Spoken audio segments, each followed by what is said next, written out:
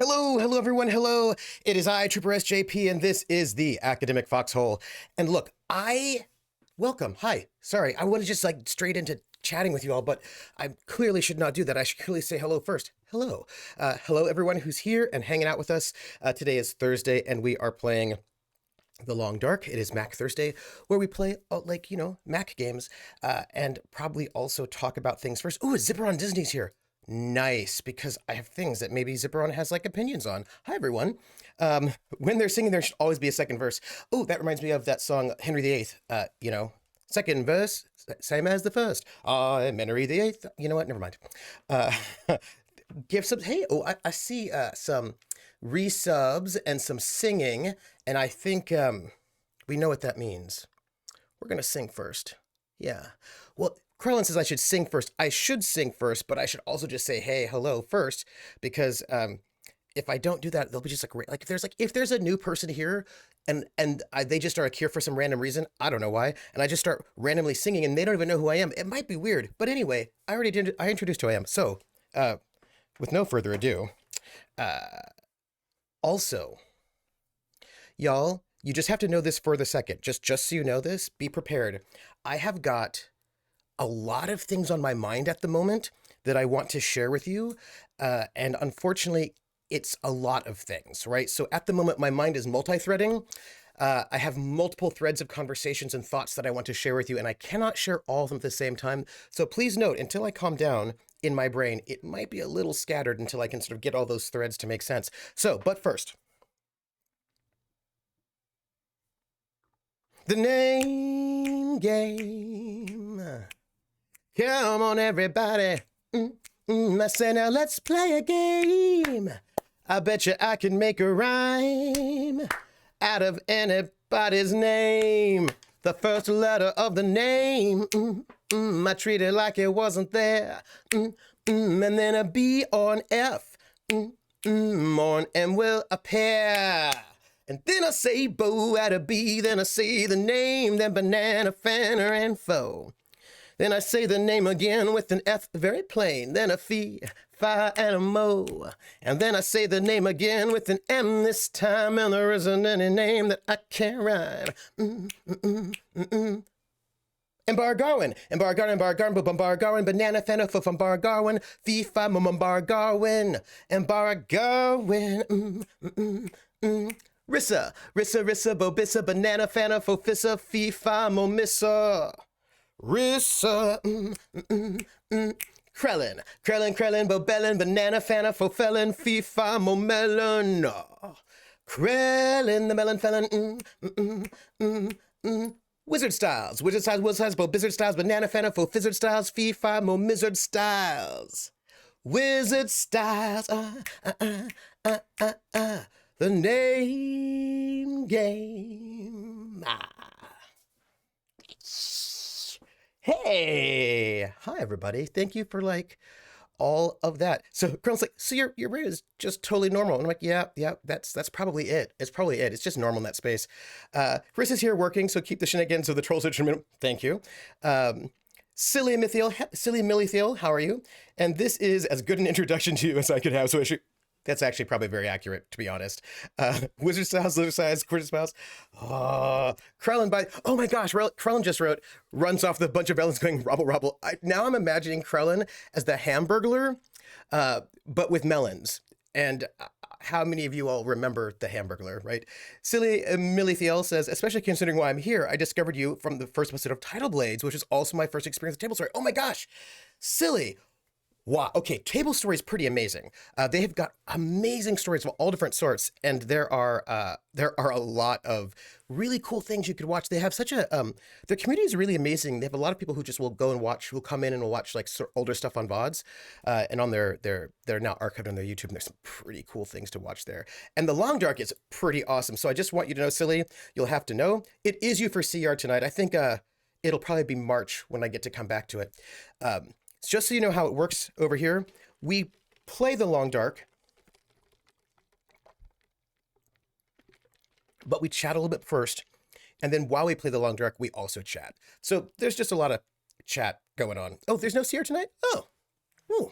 This will let me You've been a fan of Long Dark since it first. Oh, nice. Yeah, I've been having a really good time. The people that I'm controlling may not be having a good time. Sometimes they break their ankles, and it's not my fault exactly that they break their ankles. I might have them carry more than they should.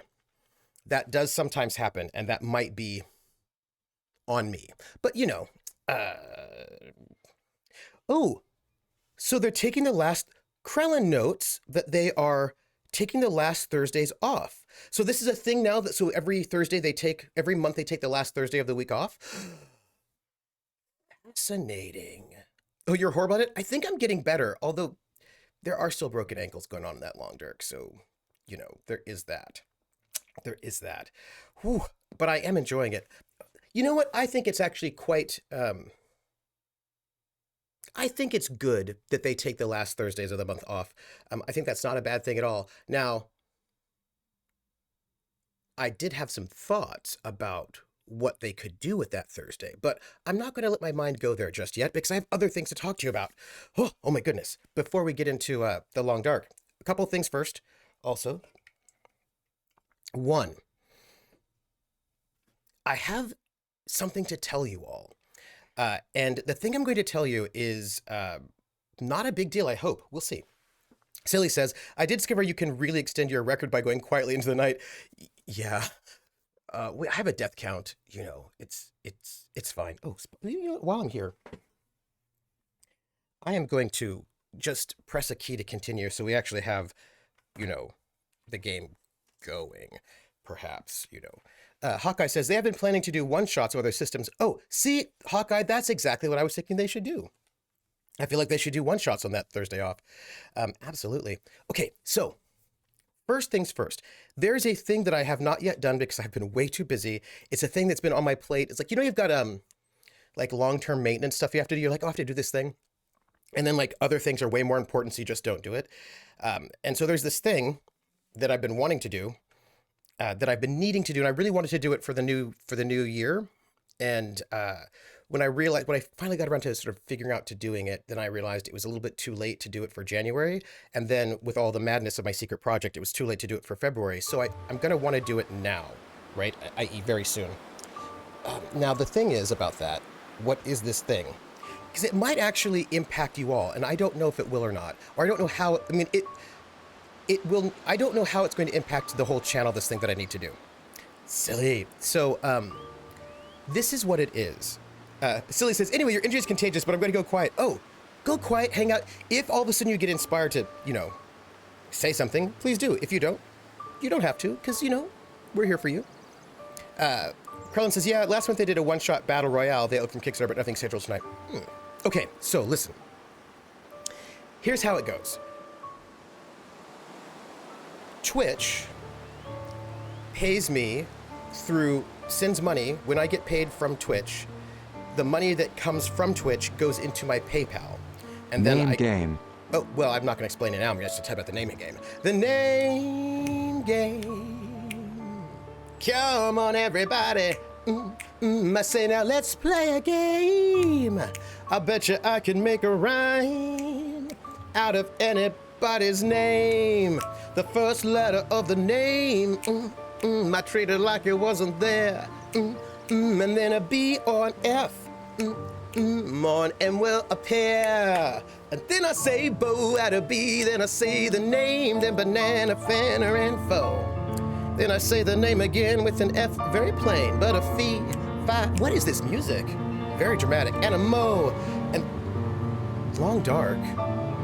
Here, I'm gonna mute that for you, so you don't have to deal with that. Then I say the name again with an M this time, and there isn't any name that I can't rhyme. Hawkeye, Hawkeye, Hawkeye, Bo Buckeye, Banana, Fana, Fo Fuckeye, Fee, Fi, Mo Mock Guy. Hawkeye,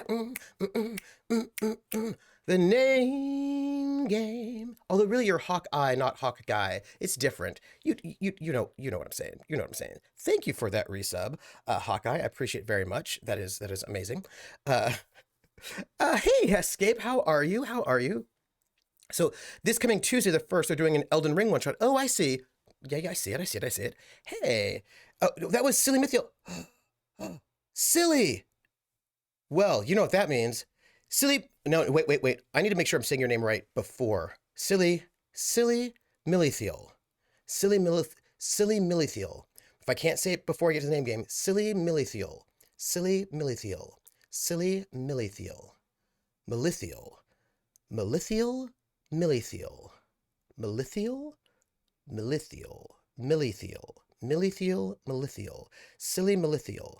That flows better rhythmically. I don't actually know how you pronounce it, but I'm going to say Silly Millithiel. Silly Millithiel.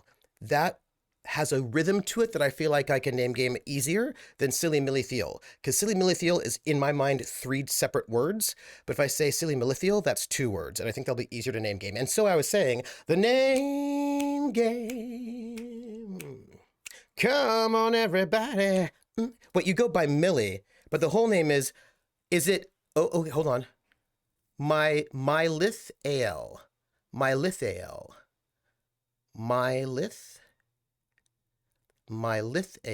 Silly Mylethiel. Let me conceptualize.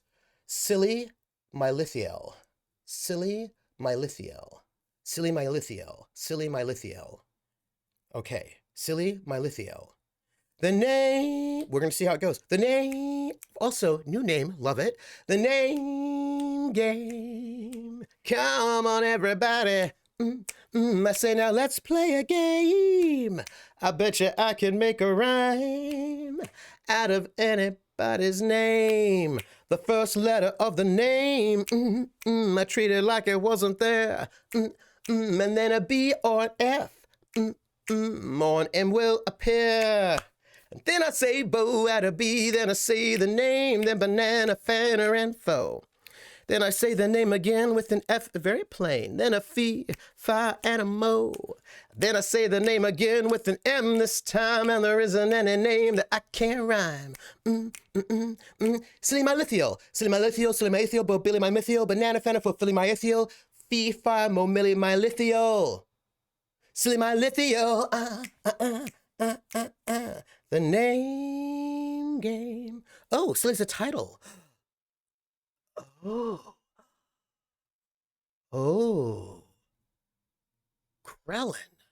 Krellin just said that Silly's a title, like Dame from Dame Judi Dench.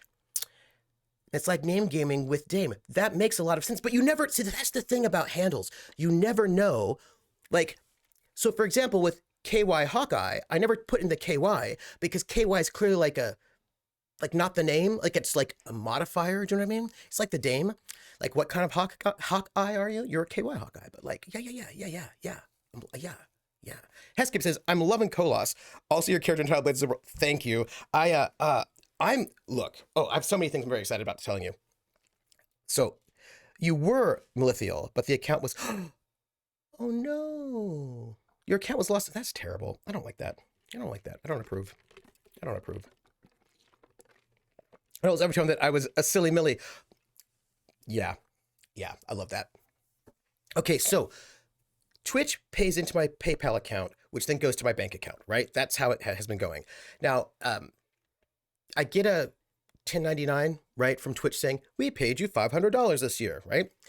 And then I also get a 1099 from PayPal saying, we paid you $530 this year. So it looks like I earned $1,000, $1,030 when you take your 1099s to do the taxes, but I didn't. I only earned $530, right? So because of the fact that Twitch goes into my PayPal, it looks like I get paid double what I actually got paid, right?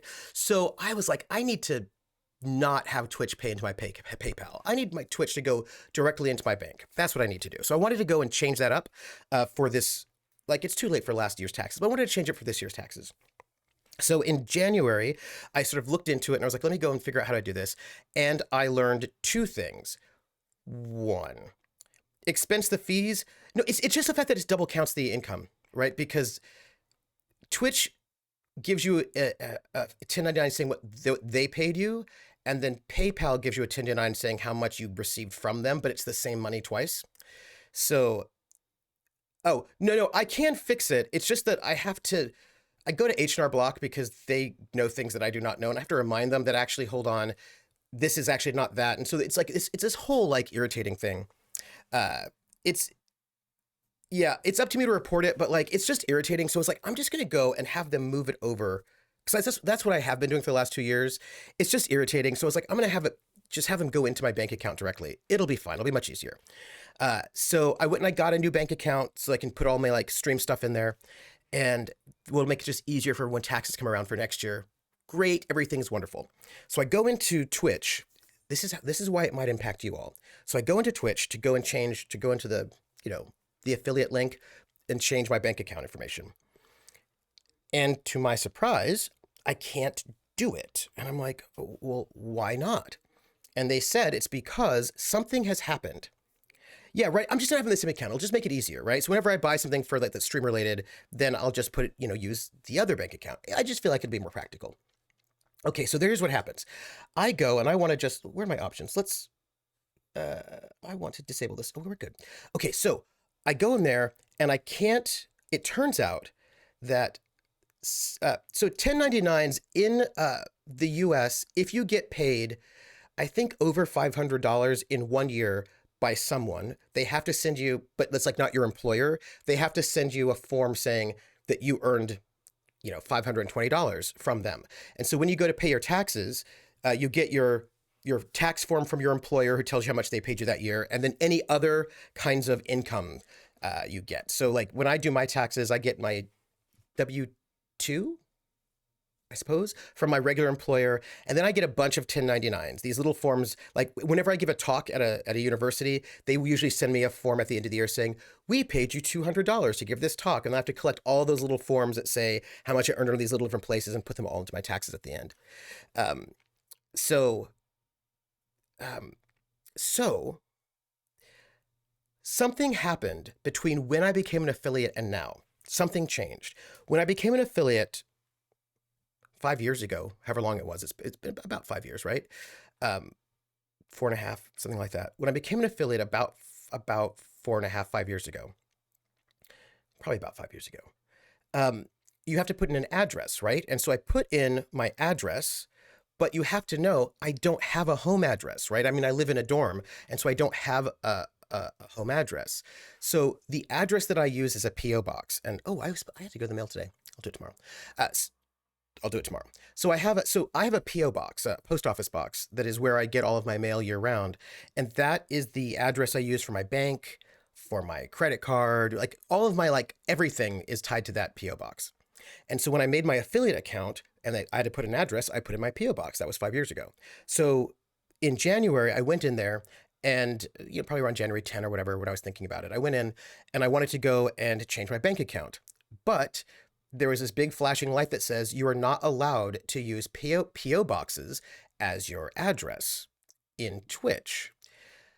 So they said you have to put in a real address. They said you have to put in the address that's associated with your bank. And they said, if that is a PO box, we sort of don't care. You have to give us a residential address. And I was like, oh, dang it. I don't have a residential address.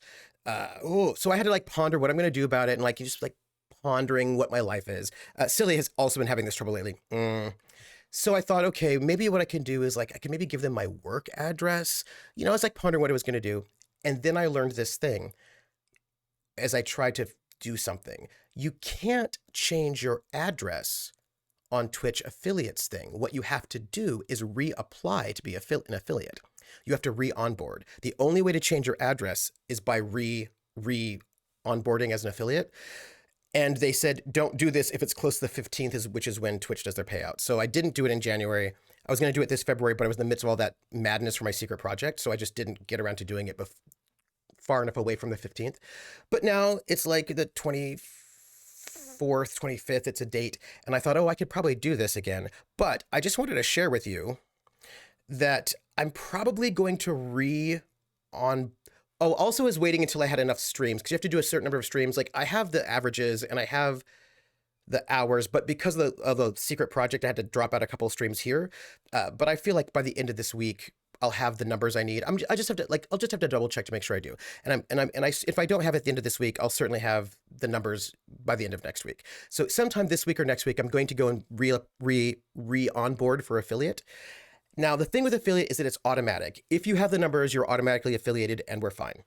So I do not anticipate there being a problem. You have to have like 7 streams within the last 30 days, and you have to have 50 followers, have an average of 30 viewers. That's all fine. You have to have like, I think 10 hours of content, which I definitely have in the last 30 days. And then you just have to have like 7 streams in the last 30 days. I think I have that. If not, if I don't have it right now, I'll have it by the end of the week or sometime next week. So by the way, it'll be fine. But here's the thing I just want to tell you, just in case. I don't know what will happen with my emotes when I re-onboard for affiliate. I don't know if all the stuff that has happened so far gets like zeroed out and we have to start from the beginning, or if it doesn't. I just don't know, actually. So we'll find out. But what I'm trying to say is, if weirdness happens with I just don't know. So I just want to let you know that I'd like to find out what's going to happen. Anyway, I have to re-onboard for affiliate so I can have an address that they want, and then also change my billing stuff. And I just don't know what that's going to mean for all the stuff. We will find out. Maybe I can ask someone. Maybe I'll ask on Twitter. I don't know. Anyway, just note that something might happen, or it might not. Who knows? I will find out. We'll find out. Silly said, I almost had to switch to general delivery recently. Then things got, all that stuff is messy. So just like a heads up, weirdness might happen. That's a thing that I wanted to tell you. Maybe I can email someone and find out. Maybe I can do that, because that would be probably useful.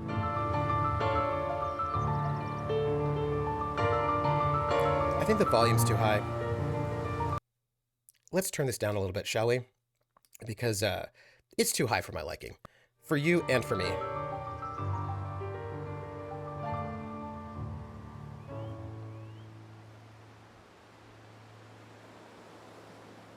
Better. So look, I'm just giving you all a heads up that weirdness might ensue. Will it? I don't know. What will that weirdness be? Also, I don't know. But I just kind of want to give you a heads up about it, so that we know that it's happening. Just so you know. Trooper Hellingsman, since you played a video game. Oh, that's a good question. You've never seen this game? Oh, Zipper, this is a really, really good game. It is, I play it differently than other people, I suppose, is the best way to put it. There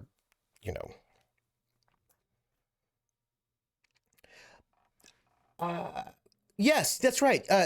Wednesday morning, I played Divinity Original Sin. So yesterday morning, I played video games yesterday. Haha, thank you, Hawkeye. Hey, Lone Koo, how are you? Maybe you have an affiliate person like partners. Yeah, I think I'm going to see if on a Geek, that's exactly what I was thinking. I was like, I should probably email somebody to see if I can find out, see what I can learn. Also, where are we? Oh, I know. We just came out of that bunker. We just came out of a bunker. Oh, sorry. I just kicked my microphone. Sorry about that. We just came out of a bunker. This is, yes. On a Geek, great minds think alike. Wonderful idea. Absolutely what I'm going to do. No, I don't want to do that. That's what I want to do. So yeah, we're going to figure it out. So this game, I have so many things to tell you. So this game is a survival, like there's a plot version of the game and just like a non-plot version of the game, and we're doing the plot version of the game. We're following the stories because we like following stories. We are currently, where are we? We're kind of doing side quests. We just finished Joplin's bunker, and we just went in there, and I think we're doing this side quests at the moment.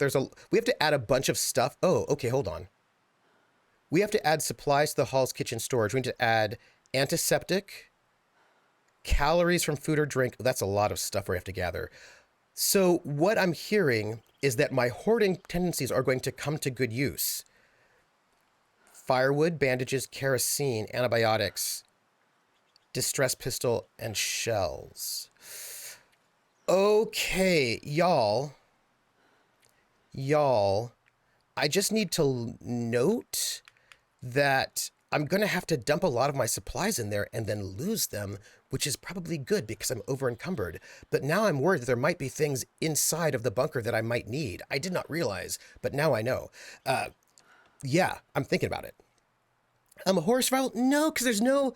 Well, I mean, ooh, ooh. Oh, you gotta run. Okay, okay.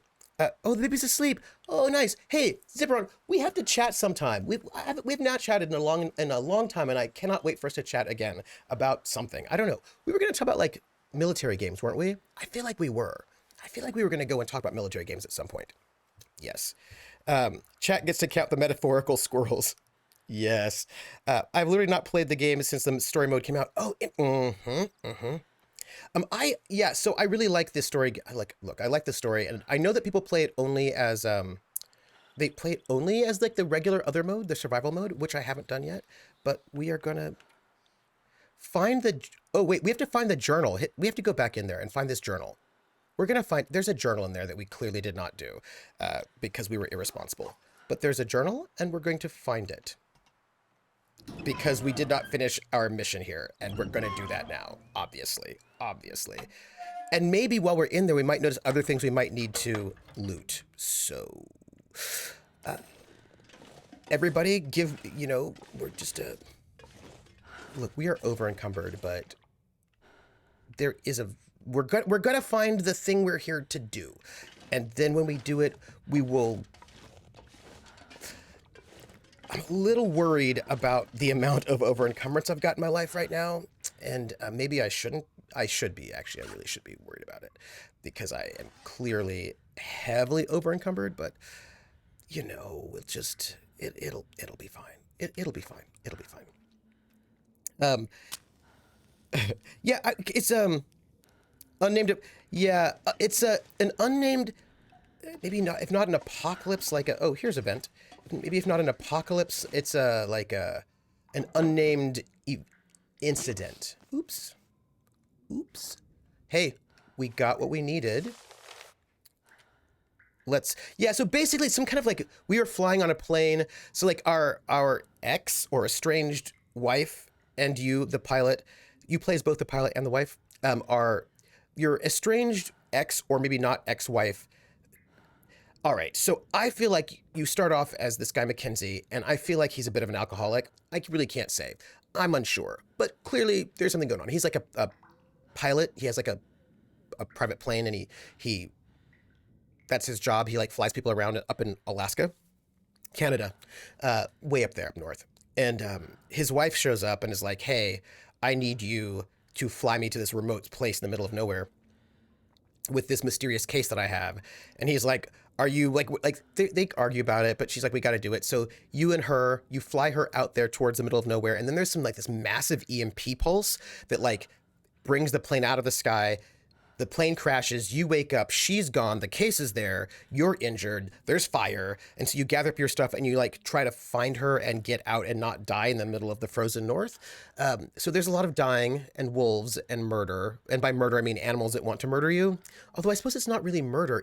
Can animals murder people? I suppose not. I don't know, maybe they can. I really can't say. Anyway, so you do a lot of time trying to figure out what's going on, and there's clearly some kind of large disaster that has happened that is a little bit mysterious, and you're trying to find your wife, and there are bad things. And right now we're playing the wife, and or estranged wife or ex-wife, it's unclear. Anyway, there are no zombies, but there are bears and wolves, and they try to kill you, and also there's like the cold and a lack of like it is a survival game that is realistic enough with a bit of a mystery is what I would say. That's what I would say. Yeah, it's going for, as Silly says, it's going for realism, right? No monsters. But you had no story. Yeah. I have a lot more story, which is very, very murder is unlawful killing. I don't think laws apply to animals. Cold is the biggest killer. Hunger, that's also a big killer. Yeah, I don't think laws apply to animals. I suppose it might. Well, maybe in the future it might. It's a good question. Well, you know what? If laws did apply to animals, then we wouldn't be able to just kill them the way we do. Questions. Speaking of which, there is evidence. This is like a philosophical question. There's evidence that a number of animals have sentience like we do, or similar enough, like octopi, octopodes, octopodes, octopi. They think ravens, and by this we're talking about at the moment like memory, when they have memory and like self awareness. There are certain animals that it seems as if they have them. I always forget the difference between sentience and sapience. I always forget those differences. I always forget the difference between the two of them. Anyway, is it okay to kill animals? Like, if you kill an animal that is considered sapient or sentient, one of those two, does that count as murder? If we recognize that certain animals have sapient, sentience, whatever it is, would they then no longer would laws apply to them or not? Would killing them, would that count? Like, I have questions. Animals usually kill out of biological need. Domestic cats, says Clockwork Librarian, notes that cats just like to kill things because they're that way. So murder doesn't seem like an accurate term. Fair. Biological need, self-defense. Yeah. That makes sense. Although cats just like to kill things because they think it's fun. Sentience can sense the world. Sapience can reason. Sapience shares a root meaning wisdom, like in Homo sapiens. Sapience can reason. Sentience can sense the world. Okay, thank you, Krellin. Homo sapiens, wisdom, reason. Sapience, reason. Sentience can sense the world.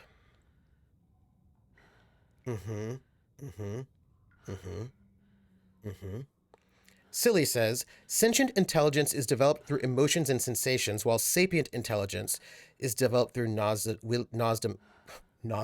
wisdom and knowledge. Not your words.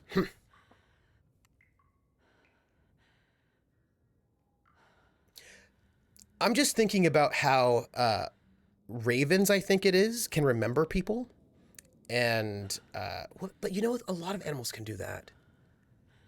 Like they have, lots of things are sentient. Yes, lots of things are sentient, but how many things are sapient? And then how do we measure that? This is a tricky wicket. I don't have a good tricky wicket. Joplin's Journal, Part 1. A storm's coming. No man knows when, but I can smell it. Can't stop it. All man can do is hide out while it blows over. Okay, we're going to take this. Also, why are you giving me like dark, scary sounds? Why are you doing this to me? So, look, y'all. Now that I recognize that we have to take a whole bunch of stuff and dump it places, I have a couple of thoughts about. We are, by the way, it's okay, don't worry about it. Exceedingly over encumbered. And that is a thing that is just true. Like, that is just a true state. And like, we are over encumbered. I think we're over encumbered, and I feel badly about it. But I also know we have to dump a bunch of stuff off at like the city hall. And so I don't want to dump stuff now that we really should just be dumping off over at the city hall. So I'm thinking that what we should do is kind of just deal with the fact that we're over encumbered and head towards city hall. Try to get back to the city hall with a quickness, and then dump off as much stuff that we have that will help the city hall. If there are things that are part of our side quests along the way, we can stop, like we can do a bit of a detour so we don't to be efficient, like sort of efficiency as it were. But I think that because we're here, right? Now, what I wanted to do originally, point of disagreement, interesting, was to go here, right? Check out this, because I know we left stuff here. We've left stuff here for the church artifact. There's like a lot of stuff over here that I think will be really interesting and valuable to check out. But I think we should head more directly towards, that's what I think. I think we should not explore lots of new places. I think we should head mostly straight line as much as we can right towards the city hall. We can hit these survivors, I hope, along the way, because they're like, they're along the way. I feel like we can maybe just try to go straight through down here, hit those survivors along the way, and then make our way directly to the city hall, and then dump off all the things we have that they need to really empty out our encumbrance sum, give them stuff, sort of move towards that, and then this is my current thought process. Most Corvids remember people and can pass that memory on to other Corvids. Isn't that interesting? Like, I think that's fascinating. And Ravens and Octoputters are smart AF, probably both hit some definition of sapience, right? Like, there is some... They can use tools, they can... Yeah, so they can figure out conundrums. So I kind of, like, wonder if there's going to be a moment where we deal with them, right? In terms of what that means for killing them, right? Because I think about those times when we just mass killed a bunch of people. I really want to chop this up and take these things. I shouldn't because I don't have time and I don't have this space in my encumbrance, but I'm going to. It's also getting kind of dark, which makes me wonder,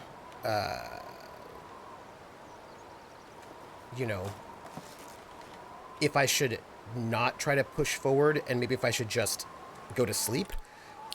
But we're going to push forward. I mean, I can go back to that bunker and sleep there, but I think we'll just push forward is what I think we'll do. We are, however, super, super encumbered, and I know it, so it's going to be a little bit awkward, but also, if we try to sort of stay on mostly level ground, we probably won't break anything. If we try to avoid wolves, that will probably not be bad, and it gives us time to chat, because we won't be moving super fast, so I feel like it's a win-win. It's a win-win. Although remember, a mask. Oh, interesting. I don't think we really understand octopode intelligence at all. I'm not even sure we have the capacity to understand intelligence that's distributed through an entire body, an entity's body, the way it is with an octopus. Yes. Hey, Valtiel. So this is actually a really interesting thing you're pointing out, which is something that I thought about y'all. First off, I just want to say thank you for bringing this topic up, because you're making me think about things. It's gonna get a lot colder soon. Yeah. A little bit worried about some of the choices that I'm making. But I'm going to break this down because I know we're going to have to start a fire. And since I know we're going to have to start a fire, feel like might as well have firewood. I mean, we're going to... Yeah, you're cold. Yeah, I know. I noticed some old man's beard over there, which I figured we should pick up because we're probably going to need it for the city hall. Okay, so look. This was a thing I was thinking about when I was in high school. And I want to share it with you. These are like high school me thoughts because I want us to go that direction, by the way, ultimately. But I want to pick up that up. Look, we are way over encumbered. I know it. I do know it. I'm aware of it. There are wolves over there, which we're going to avoid. But we're gonna find ourselves a space to sleep, and we'll be fine. It's just gonna be a little bit awkward, but okay. So. High school me, I remember I was in 9th grade and we had to take a biology class in high school. And my biology teacher and I had some disagreements. Yes. Look, I'm going to actually just set up camp right here. We're going to set up camp right here because we're in a windbreak and figured might as well. Hello? Oh, we're in a windbreak. Why can't I? Come on. Do you think it's we're not level? We've put fire on a right there. Right there. Yes. All right then. Let's do it. Let's start this fire. And use a little bit of accelerant. Yes. Okay. We've got a fire. I'm going to add some fuel. Look, y'all, it's going to be good. It's going to be good. We're going to add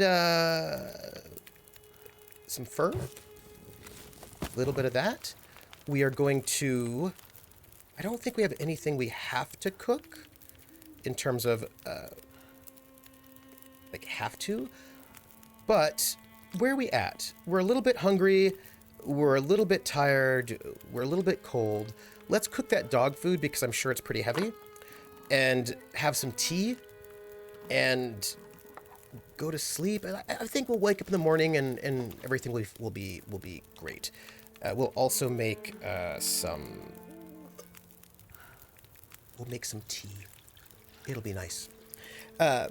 Krellin says, I'm going to randomly note that in the game Crusader Sings 3, which I haven't played yet, but I aim to, you've developed the jungle around Benin City in modern Nigeria to a level more sophisticated than Constantinople, and not just Benin City itself, all the jungle surrounding. Oh, that's cool. It's 1113. You know, it's still, it's still it's not Istanbul. Okay, all right. Because Istanbul is Constantinople. I mean, you know what I mean. I mean, it was. If you have a date in Old New Amsterdam, if you have a date in Constantinople, you should be waiting in Istanbul. Just so you know. Okay, so this is relevant to our topic. High school biology. Okay, look, I often had a little bit of a stress with some of my high school teachers because my high school teachers tended to frame things in absolutist ways that did not seem to work for me as a young person. None of our clothing is wet. It looks like most of our stuff is in good repair. Okay, so we're gonna go to sleep. We're gonna just take a little nap and wake up in the morning, and we're gonna be rested, and everything's gonna be great. And I just feel like our lives are gonna be awesome. Let's just go to bed. Let's save. Let's save. Let's save. Let's do that first. Yeah, in Old New York. It was actually, that's true. It was once New Amsterdam. Why they changed it? I can't say though. I mean, I guess they just liked it better that way. Also, yeah, I honor all the song lyrics. Okay, so I would often get into like a little bit of ooh, it's cold. Why don't we just start a little fire?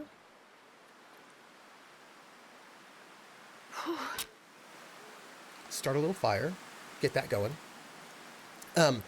So I'd often have these. I think what happens is that in high school they simplify things, so that they simplify things, right? So that it's. There we go. They simplify things so things aren't as complicated, right? They do that kind of they do that, but I found that as a young person, I did not need that simplification, and I found it a little insulting, actually. You know what I mean? I was like, "What are you doing? Like, you don't." Yeah, all the pre-graduate school simplification. Yes. So, here we go. Let's just warm ourselves up before we go out there, because it is still kind of dark. We're going to sort of hang out by the fire. And you know what I'm going to do? I'm actually going to get more water.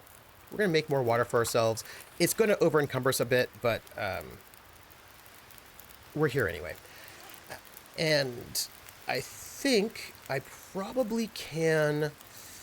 Hey, I'm less over-encumbered than I was before. Feeling good about that. I mean, for the moment. I mean, it's going to go back up.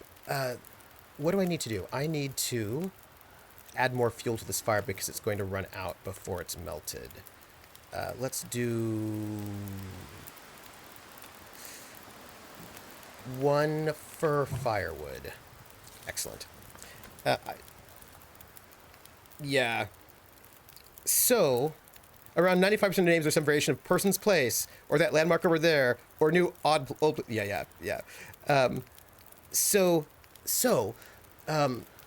While we're here, we're going to check one thing. We're going to see how many cans I have on my person, which I think I'm good in terms of how many cans we have meat we're going to throw off. Okay, so we have that. That's good. Is there anything I want to build while I'm here? Any kind of blueprints? I don't think so. I think I'm... Oh, you know what? I'll just make some old man's interesting while we're here. I feel like be useful, cut some things up, right, while we're here. And so she said this thing that I found frustrating as a young person. She said, we are the only intelligent New day is done. creatures on the planet, is what she told me. I'm telling you, people told me all sorts of things when I was in school that I did not really appreciate, actually, to be honest. I really didn't. Yeah, that is just... Yeah, I'm going to just put it that. There was a lot of things that people said that I did not appreciate. So she said that we were the only intelligent creatures in the world. Yeah, and I was like, that seems very questionable, I said, really? And I said, okay, I'm like, this is ninth grade, so what, 14? And I said, okay, well, how are you defining intelligence? And she said, we're the only creatures that use language. And I said, so using language is the marker of whether or not you're intelligent or not? And she says, yes. I'm drinking horchata, by the way. Wizard's like, no, that's straight up incorrect. And like, she's the teacher and I'm a 14-year-old. So I was like, and I said, well, what about, I said, we're the only creatures that use language the way that we understand it. Like, we're the only creatures whose languages we can understand, but whales might have languages, but just in different ways that we may not be able to understand their language doesn't mean they don't have language. It just means we can't understand it. Right? And so that seemed to me like maybe not a good marker. I was skeptical of that one. And so she then went back a little bit. So she came up with like a different thing. Of course, the pace of discovery has actually accelerated quite a lot. But so I was like, I don't know about that one, right? Like that was me. Banged up dog food. Well, I'll eat that. Note was 14 about, yeah, I was 14 about 35 years ago. So we will note that there are some things that we have some changes, right, in the things we know and things we don't know. That is 100% true. So that is a thing also to note. Wait, silly, are you older than I am? What? All right, okay, respect. Yeah, I am, what year is it? It's 2022, right? How old am I? I turned 50 this year. I believe I'm still currently 49, but I turned 50 this year because it is February. Pandemic means I have no idea what's going on in the world. Yes, absolutely. This helps me understand the time period of the conversation. Oh, you turned, oh, nice. Yes, so then you are like basically 6 months older than I am? Because I'm a July baby. Hawkeye's like, I got y'all beat. And I was like, yeah, you do. You know what? I'm going to just take some torches because why don't we? Since we're going to just take a whole bunch of torches since we don't need to be standing here any longer at this campfire. So, and I don't really have anything more I want to cook or anything like that. So we're going to just be a little productive. My chat is unusually old for Twitch. I suppose it's true. It is, but I also love it. Which, by the way, I had another thought about memory, which I will probably get to at some point. Anyway, so she says, so I said the thing about language, and so then she says, okay, we're the only animals that use tools. And that's how we know that we're the only creatures that are intelligent. Now, of course, we know this not to be the case now. But as like a young person, so at the time of the conversation, it was not confirmed to my knowledge. Well, the thing is, at that time, I was like, well, what about Coco, who they taught sign language to, right? Because in like, this was like, what, 86? Like, we'd heard about Coco. So I was like, I mean, that gorilla is oh, that's with Jane Goodall? So I was like, I don't know. It seems like that might be, yeah, Coco makes me sad too. I was like, it seems like maybe that's not true what you're saying. So I brought up, so then she brought up tools as another example of the things that only we do. And I said, well, dolphins don't have fingers or hands or opposable thumbs. And maybe they don't need to use tools. Like maybe we use tools because we have to, not because we're intelligent. Like if you don't have hands, like if you don't have arms and hands, you just have flippers, then maybe tools are not a thing that you need. Do you know what I mean? Like maybe they're not a thing that you like. The idea that tool use is what makes you intelligent seems to not pay attention to the fact that there are different creatures have different kinds of bodies. The whole point of what I'm saying, right? Hey, Donal, is to go back to something that you said, silly. I think it was silly. I think you were the one who said it about octopodes. That we, by the way, I feel we're gonna just leave this campfire here. We're gonna go. When you said, could we even understand the octopus's intelligence, where their intelligence is like throughout their entire body? Shawtail says, turns out dolphins do use tools even without hands. Really? Oh, that's cool. Okay, nice. Love it. The only problem with octopi's intelligence is how long they live. Say more. So, because you said, could we even understand their intelligence? And this was the thing that I wanted to get to. That was the thing I was trying to get to when I was in class, saying, well, just because we don't understand their language doesn't mean they don't have a language, right? Like they just might use language in a different way than we do. We may not be able to understand. So my point being, oh, their lifespans are so short. Yeah. So I suppose my point that I was trying to get at when I was in high school, actually, this is the point I was trying to get at in a number of times when corvids use tools. Yeah, a lot of animals use, like, right? And octopi can open up jars. I mean, I don't know. And I think there were ants that use tools too. Like there are these ants that build things. Anyway, so it seems like a lot of creatures do use tools. So that was just not true. That just wasn't true.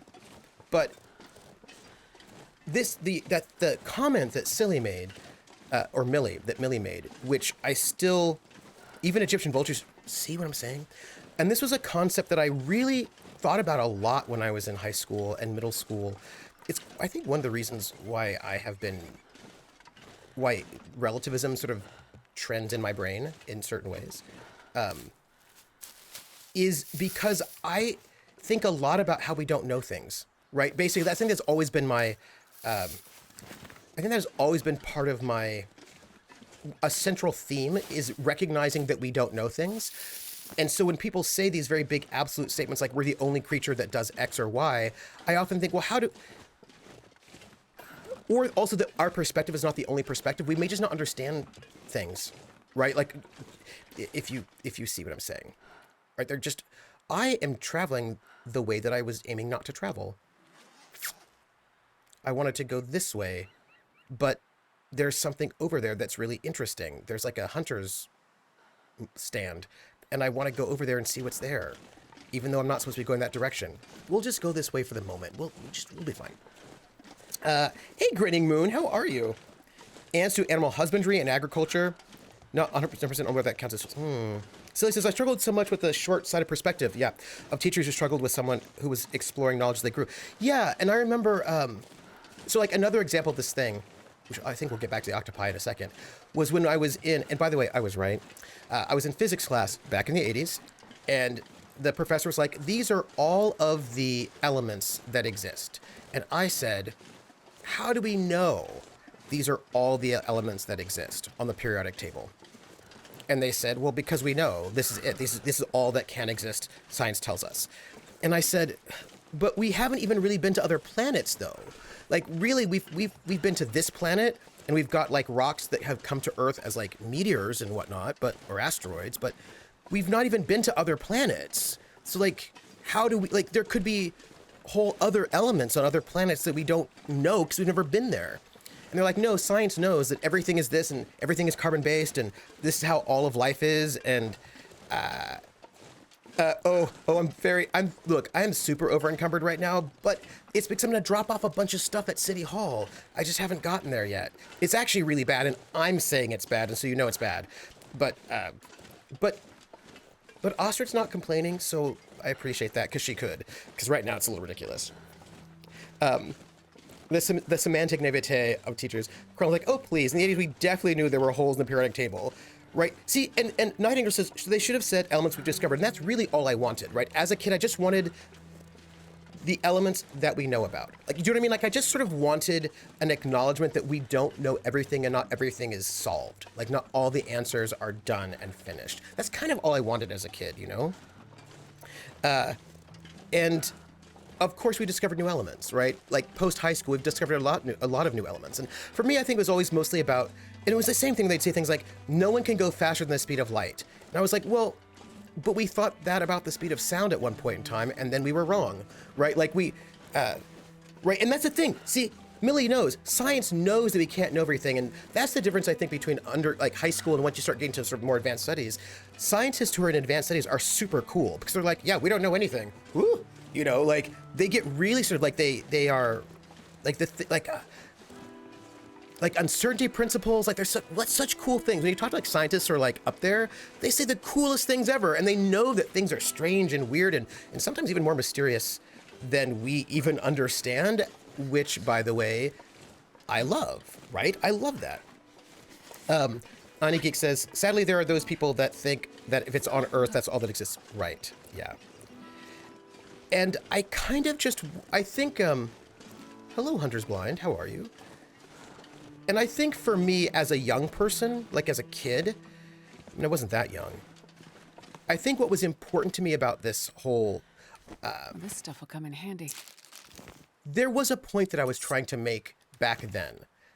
And the point that I was trying to make was that the language that they were using was language that would not encourage people to try to solve problems because we were being told that the problems were already solved, right? If you tell someone that there's no way, like you can never go faster than the speed of light, they might just believe you, right? And they might be like, oh, well, that's it then.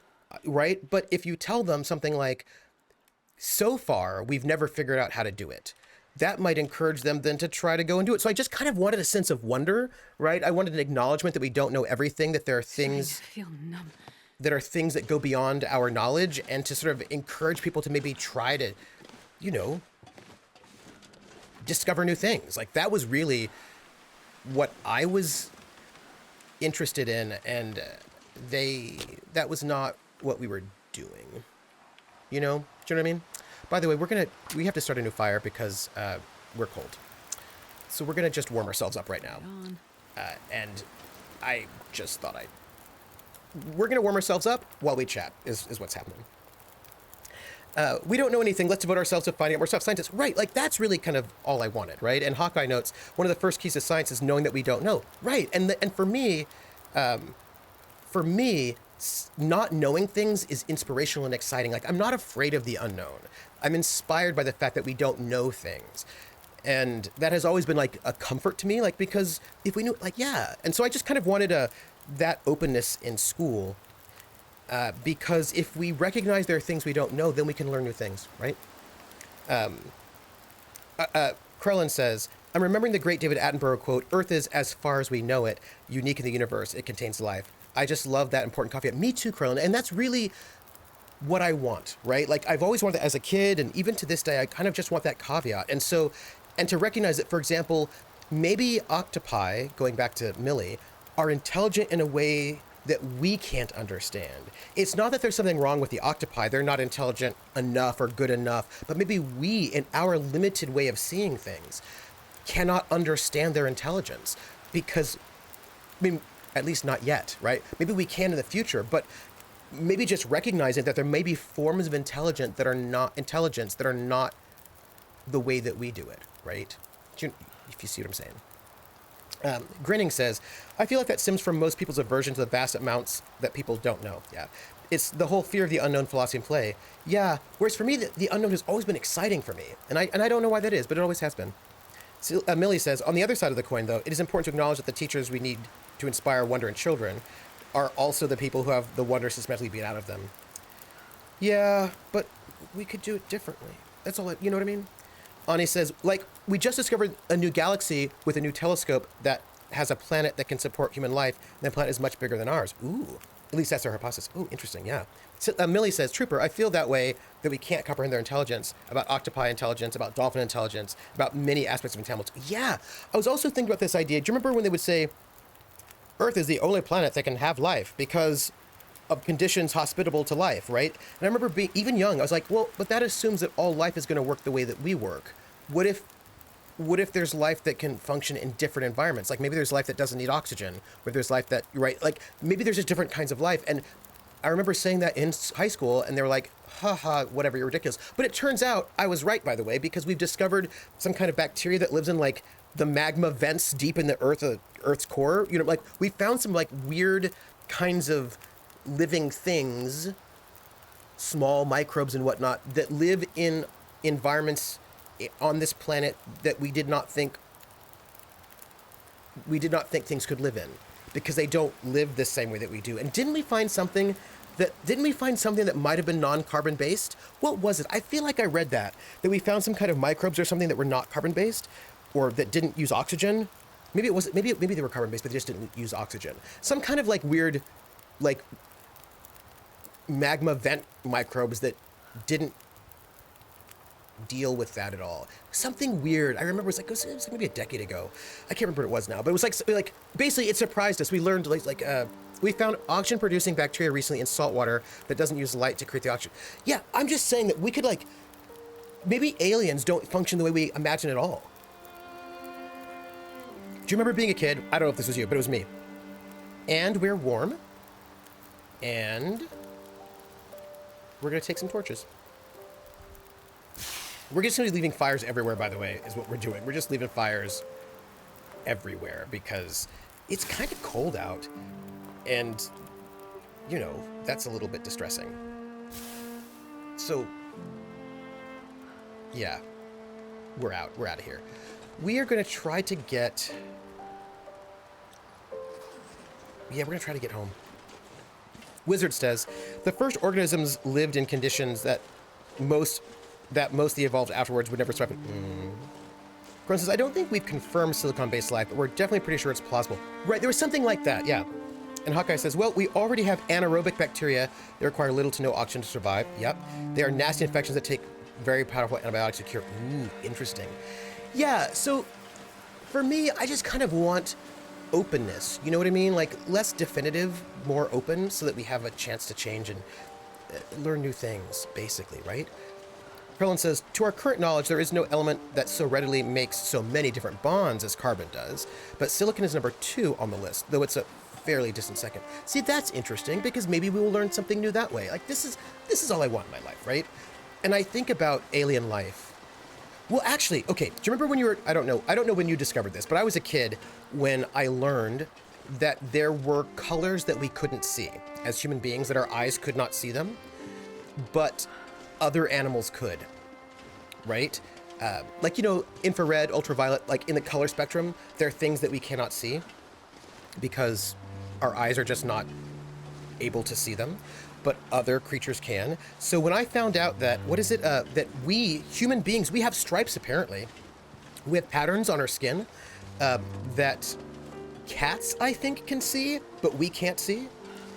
The entire idea of the visible spectrum is so weird, and I love weird things. Like, I love weird things, right? So this idea that we all have patterns on our skin that cats can see, but we can't see, is so interesting to me. And when I first heard that as a kid, that really, you know, I will say, maybe this is because I'm a sci-fi nerd, a fantasy sci-fi nerd, I don't know. But learning those things, learning the things that we don't know really early as a younger person really has impacted my life and made me very open to a lot of things, right? Anigeek says, didn't they recently find that if you put aluminum under enough pressure, it becomes clear? Ooh. Oh. Hey, Volodymyr's Workshop, how are you? Butterflies have 4 color rods. Oh, yeah. So, like, for me, I think about those moments that sort of came out of me being a sci-fi person, right, or in these spaces, that really sort of placed within me this knowledge that we don't know things, and the things that we think are true now may not be true later. And that was always inspiring and interesting to me, and made me want to, you know, gave me perspective and made me want to know more. Am I winning? Well, I'm overburdened, and I'm saying that so you know I am. But we haven't died. We've got some clues. We're just trying to head home so we can drop off some of the stuff we have and help the people of the survive the winter. Yeah, so, and like there's something right here that I really feel like, since we're in the area, we should just go there to get this church artifact. but I also know that I'm heavily encumbered and I should just go home. So we're just going to see what happens if we get moved to sort of go there while we're there, or if we don't. Also, we are in a situation where it's really cold out, so we have to stop and like start fires every once in a while. It's kind of a thing. Yeah, there is no home. There is only Zool. So do you remember Star Trek 4? And this is one of those things, again, like I became obsessed. You know, look, this will shock you, but I have always been a nerd. Right? And I've always been, oh yeah, Star Trek 4, The Voyage Home. Loved it. And there was a moment in Star Trek 4 that really hit me as a kid. That really made me think, right? And it was the whale movie, yes. Whale Trek the movie, absolutely. Absolutely. Right, hello computer? Oh, a keyboard, how quick? Yes, Krellin, that was one of those moments. And the other one was when they go to the hospital and Bones is like, oh my God, this is barbaric, right? It was like the state-of-the-art, like most advanced 1980s hospital ever. And Bones is like, oh my God, this is how barbaric. And that was like a really impactful moment for me as a kid. That hospital scene was so great because it reminded me at that moment that the things that we think are true or the best ways to do things may not be that way later. Do you know what I mean? One pill and our kidney was regenerated. Yes, the doctor gave me a pill, my kidney grew back. Yeah, absolutely, right? Volnar says, I was just talking about how absurd that plot is and how much of a movie of its era. Oh, absolutely. Like, I'd love to be in that room where they were coming with that. Oh, that would have been, yeah, that would actually have been pretty great. And like thinking about those things as a kid, yeah, I think what I would say is there were all these little details that I learned because I was involved in either nerd culture and my parents were also a little bit, they were like hippie beatniks who were a little bit paranormal or into like, they were into the weird, right? So I learned and I thought about a lot of things that really, it's funny how things impact you, right? Right. So for example, thinking about how in ancient Greece they did experiments, like using like the more or less our experimental method, then they're able to prove that all things are made out of four elements, right? They could like heat up water and it would turn into air, right? They were able to like do experiments to prove these things that we just don't believe anymore. Like we just think those things are just not true. Like those things are just not true statements. But they were able to prove those things were true. And so they believed them. And so functionally, I suppose they were true. If you know what I mean? Like, I mean, I suppose those things were true for them. And I think about the ways in which we didn't know about bacteria. And now we do, which means what else do we not know about, right? Yeah, right? Volinar's like, who's just like, whales? Max is like, I love Star Trek since I was like 8 or 10 years old. Loved it. Yeah. And I love that, or here's another one. This is like, and look, I'm going to stand by this one. I stand by this one hardcore. Krellin says, ancient Greeks also knew the world was round and how big it was to within a few kilometers. Right. So like thinking about the things that people knew. Yes, absolutely. Right. And so then I was thinking about this, and I know this is going to be like, look, I understand that what I'm going to say might seem ridiculous to some people, but I will tell you why I think it's not. We're going to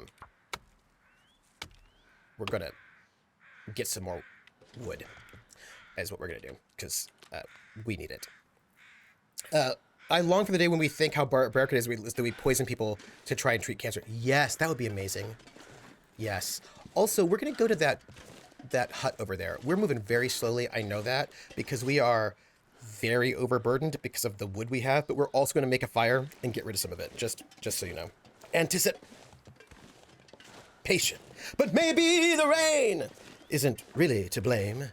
So I'll remove your clothes, the cause, but not the symptoms. Sorry. Yeah, Roger Hope the win, right? Yeah. Okay, so here's the thing I'm going to stand by. You know how in the ancient world people believed in sea monsters, and we all know that those things are not true? That's everything people would always tell us. There's no such thing as monsters. That's the people in the ancient world were just ridiculous and just made up things that just did not exist. There's no such thing as these things. That's what they would always tell you. And now we are setting the body's own immune system against cancer, but it's not perfect. See, that's so cool. But what if those, and so Millie's like, what if those things were true, right? Krellin says, whatever you do, don't put the blame on you. That's why you blame on the rain, or you put the blame on Mame, right? There's no such thing as monsters. That is a great name for an RPG. So here's the thing. There's no such things as monsters, right? But they have discovered giant squid. They're like 100 feet long from tip to tentacles. That sounds like a kraken to me. So it feels, and there's like the oarfish is like 100 foot long. There are all sorts of things that we have discovered deep in the sea that are like pretty darn big. And I just feel like that's a sea monster. So it sounds to me like it actually is true that that the kraken is real and it's a giant sea squid, like a deep sea squid thing, right? Right? What if they aren't true now, but because we believe they're, oh, silly, Millie. Okay, that is a great philosophical point that I think about all the time. I mean, I think about that, like, how much does our perception, hello, plane, how are you? It's good to see you. I know there are things I can loot, but I'm not going to loot those things right now. I'm just going to head over to this building is what I'm going to do. But I want you to know that I see you, and I see all those things that I would like to loot. I do see them. I'm going to eat some food. Oh. Yeah, I'm just going to eat some banged up dog food just because it's getting close to death, and I'll eat it and dump some stuff. It'll be fine. Hawkeye says, all myths have some basis of fact. Yes, and I also, yes, what that fact is we don't know, right? But it's okay that we don't know. And I think that's always been a little bit like where I'm coming from. Like, there are just things we don't know, and that's okay. It's okay that we don't know everything, and I'm okay acknowledging that there are things that we don't know. And that maybe something that is true now just may not be true later. Do you know what I mean? Like, things can be, yeah, right? And he says, the Kraken exists. It just doesn't want to interact with us because it understands our barbaric ways. Wizard says, yeah, they just made it up as silly. Even wrong beliefs have to come from somewhere, like how elephant skulls might have inspired the Cyclops myth. Right, absolutely. And I think for me, it's about, for me, one of the things is, it never sat right with me, and this actually has to do with a lot of things. What I'm going to say now has to do with a lot of things. This is a statement that we can apply to many things in life.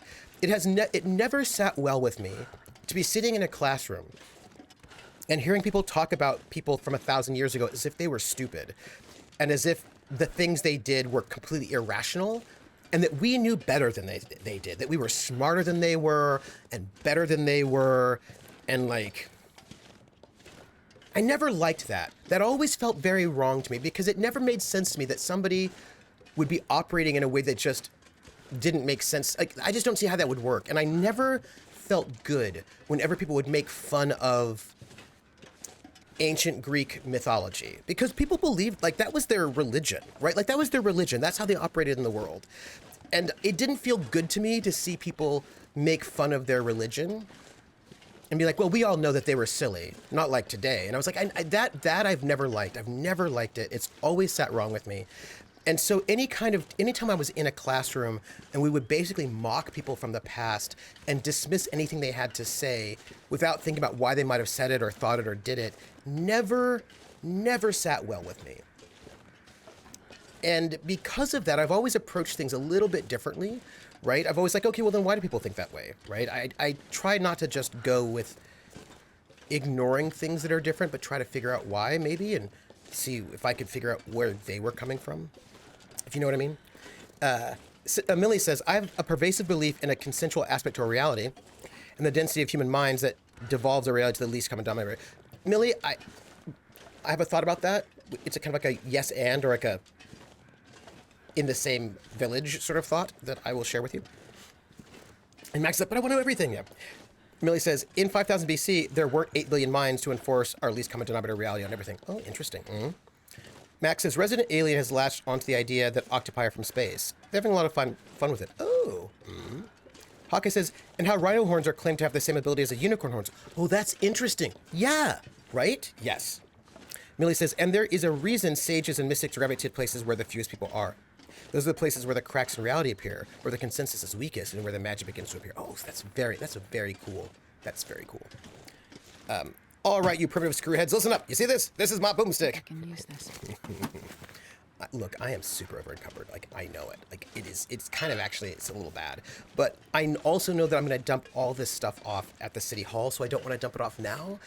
We just need to, like, crawl our way slowly back to life, back to reality, to quote the song. Aniki says, Sun Tzu's Art of War is an example that people centuries ago were smarter than us. Hawkeye says, I love how enlightened people were in the Dark Ages.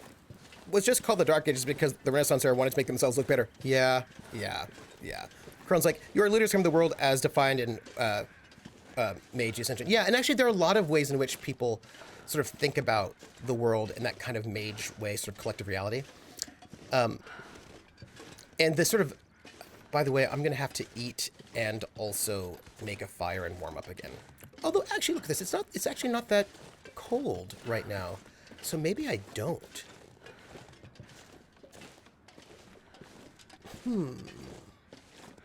It's a question. I'll tell you what, though.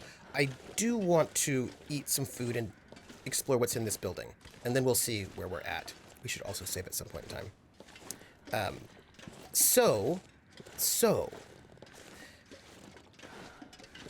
About reality. When I was in, again, I don't know, it was probably high school. I was a weird high school kid, and I acknowledge it. Magic does exist, just only people who are sensitive to it can use it. Well, this is interesting. What is magic, though? Now I'm going to interrupt myself and give you a different thought. My mother was psychic, and people would say that psychicness is not true. I don't know what we're going to do with that, but I can just tell you that things happen that I really cannot explain, and so that's what I can tell you. My mom was able to do things that I cannot explain, and that's just that. And I remember I asked her what she thought that psychicness was, like what she thought it was. Like what I was like, what do you? I don't think I can get in here, which I suppose is not. I think that's fine. So I asked her, what was it? And this was the explanation she gave me for what she thought. And please note, she's psychic. You can believe me or not believe me, or you can. I'm just telling you what my experience of my mother was and what she said. Hey, Schmelzer. So I asked her what psychicness was, since she was psychic, and I didn't get it. Onige says, psychokinetics is real. It's just sad there's so many frauds out there that give it a bad name, which in turn makes people not believe in it. She said, this is what she said. She said that psychic powers are not actually anything supernatural at all. She did not think that psychicness was supernatural. That's what she said. So if you would have asked my mom, she would not think that psychic abilities are supernatural in any way. What she said to me was that back in the day when we were all living in forests and worse, that's what she said, joke ever. When we were living in, when we were being hunted by saber-toothed tigers and whatnot, right? That kind of moment. Aniki says, it's very scientific. It comes down to the capability of use of the brainwaves. What she described her sort of abilities, right? She said that everybody has them. She says actually what she said was that we had to be very attuned to our environment so as not to die, right? That we had to be very, very aware of our environment when we were being hunted by predatory creatures and we were living in very precarious moments. And what she said is that we all have the ability to be in tune with our environment because we had to develop those abilities, those sort of perceptive abilities, to survive. And that we're actually much better at reading people. Like, we're very good at reading people, at least we were, to find out if people were threats or not. And she said, however, that as we have built environments with a lot more stimulus, we have learned to lessen how much we perceive, because it would be too much of a stimulus. It would be too much. Like, we wouldn't be able to, that would be too much. So that we no longer perceive, we have tuned down the things we perceive because we just have too much stimulus. And so psychic powers are people who are tuning down things less. Yeah, right. I think that's how we'll say it. People who are tuning down things less.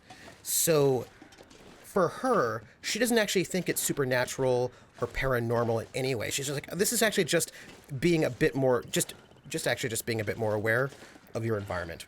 Really, that's it. And she actually thought that she was not different from anybody else. She thought that everybody have the ability to just be a bit more aware of their environment. We just have been taught not to, because it's a little bit too much for us, right, in our space. And that always struck me as like a really interesting thing. Like, I don't know. I don't know anything about it. I cannot tell you. I'm not an expert on this. But she said that, and I was like, well, that's interesting, right? That's interesting. Yeah. Oh. Wait. Jay Harake, I'm sorry that you got modded. Sorry about that. It was a link. And Millie's like nodding along, right? Yeah. Max Rider says, when I student I taught in Edgerton, Ohio, I was a tutor for a day for a student who had been in a car accident and struck her head. She could no longer tune out all the inconsequential things, noises, visual, etc. It was overwhelming for her. Yeah. I could see calling extreme case of intuition psychic. Substitute. Oh, yes, I see. So Trooper would say, Hawkeye asked, so Trooper, more hypernatural than super? Yes, that's a very good way of putting it. More hypernatural than supernatural. Absolutely. Millie says, I've been accused of reading minds because of my peculiar intuition, right? Or being able to see patterns, knowing how, I've had people be like, oh, I can't believe you guessed what the ending of that movie was going to be. And it was like, how couldn't you have guessed what the ending of that movie was going to be? It was very obvious. It was telegraphed from the beginning, right? And so I feel like being aware of patterns and, some of these things I think are just basically, I love that word. Hawkeye, I love that word that you used, hypernatural. That's a great word. I love that word. So I think a lot of things maybe are just actually hypernatural rather than supernatural, perhaps. Just our way of thinking about it. And of course, and Valtiel's like, that was what MK Ultra was about. Yes, that is what MK Ultra was about. Yeah. Anageek says, that's why I love paranormal science, because there's so many interesting things that can explain anomalies. Yeah. Millie says, I'm also autistic and have issues with sensory overload. Krell notes I should probably not apologize to scam linkers. That's actually true. So speaking of this point, I love the weird conversations we're having. So this is also part of these things that I am pondering, right? So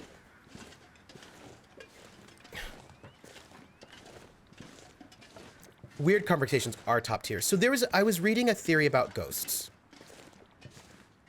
that I'm going to share with you. Because I read this theory about ghosts. Hawkeye says, I've been a person of faith long enough to know that the supernatural still exists out there. Right, and the thing is, look, okay, I was going to tell you a different story, but Hawkeye said this thing about being a person of faith, and so now I have to say a different thing that is related to that. So, you just inspired me to say this new thing. So, it's about the Loch Ness. It's about aliens. UFOs? It's about UFOs. I'm excited to be sharing about ghost theories. So, I was reading this thing about UFOs, and it was this little comment that somebody made. They said, there have been so many reported sightings of unidentified flying objects. What are we?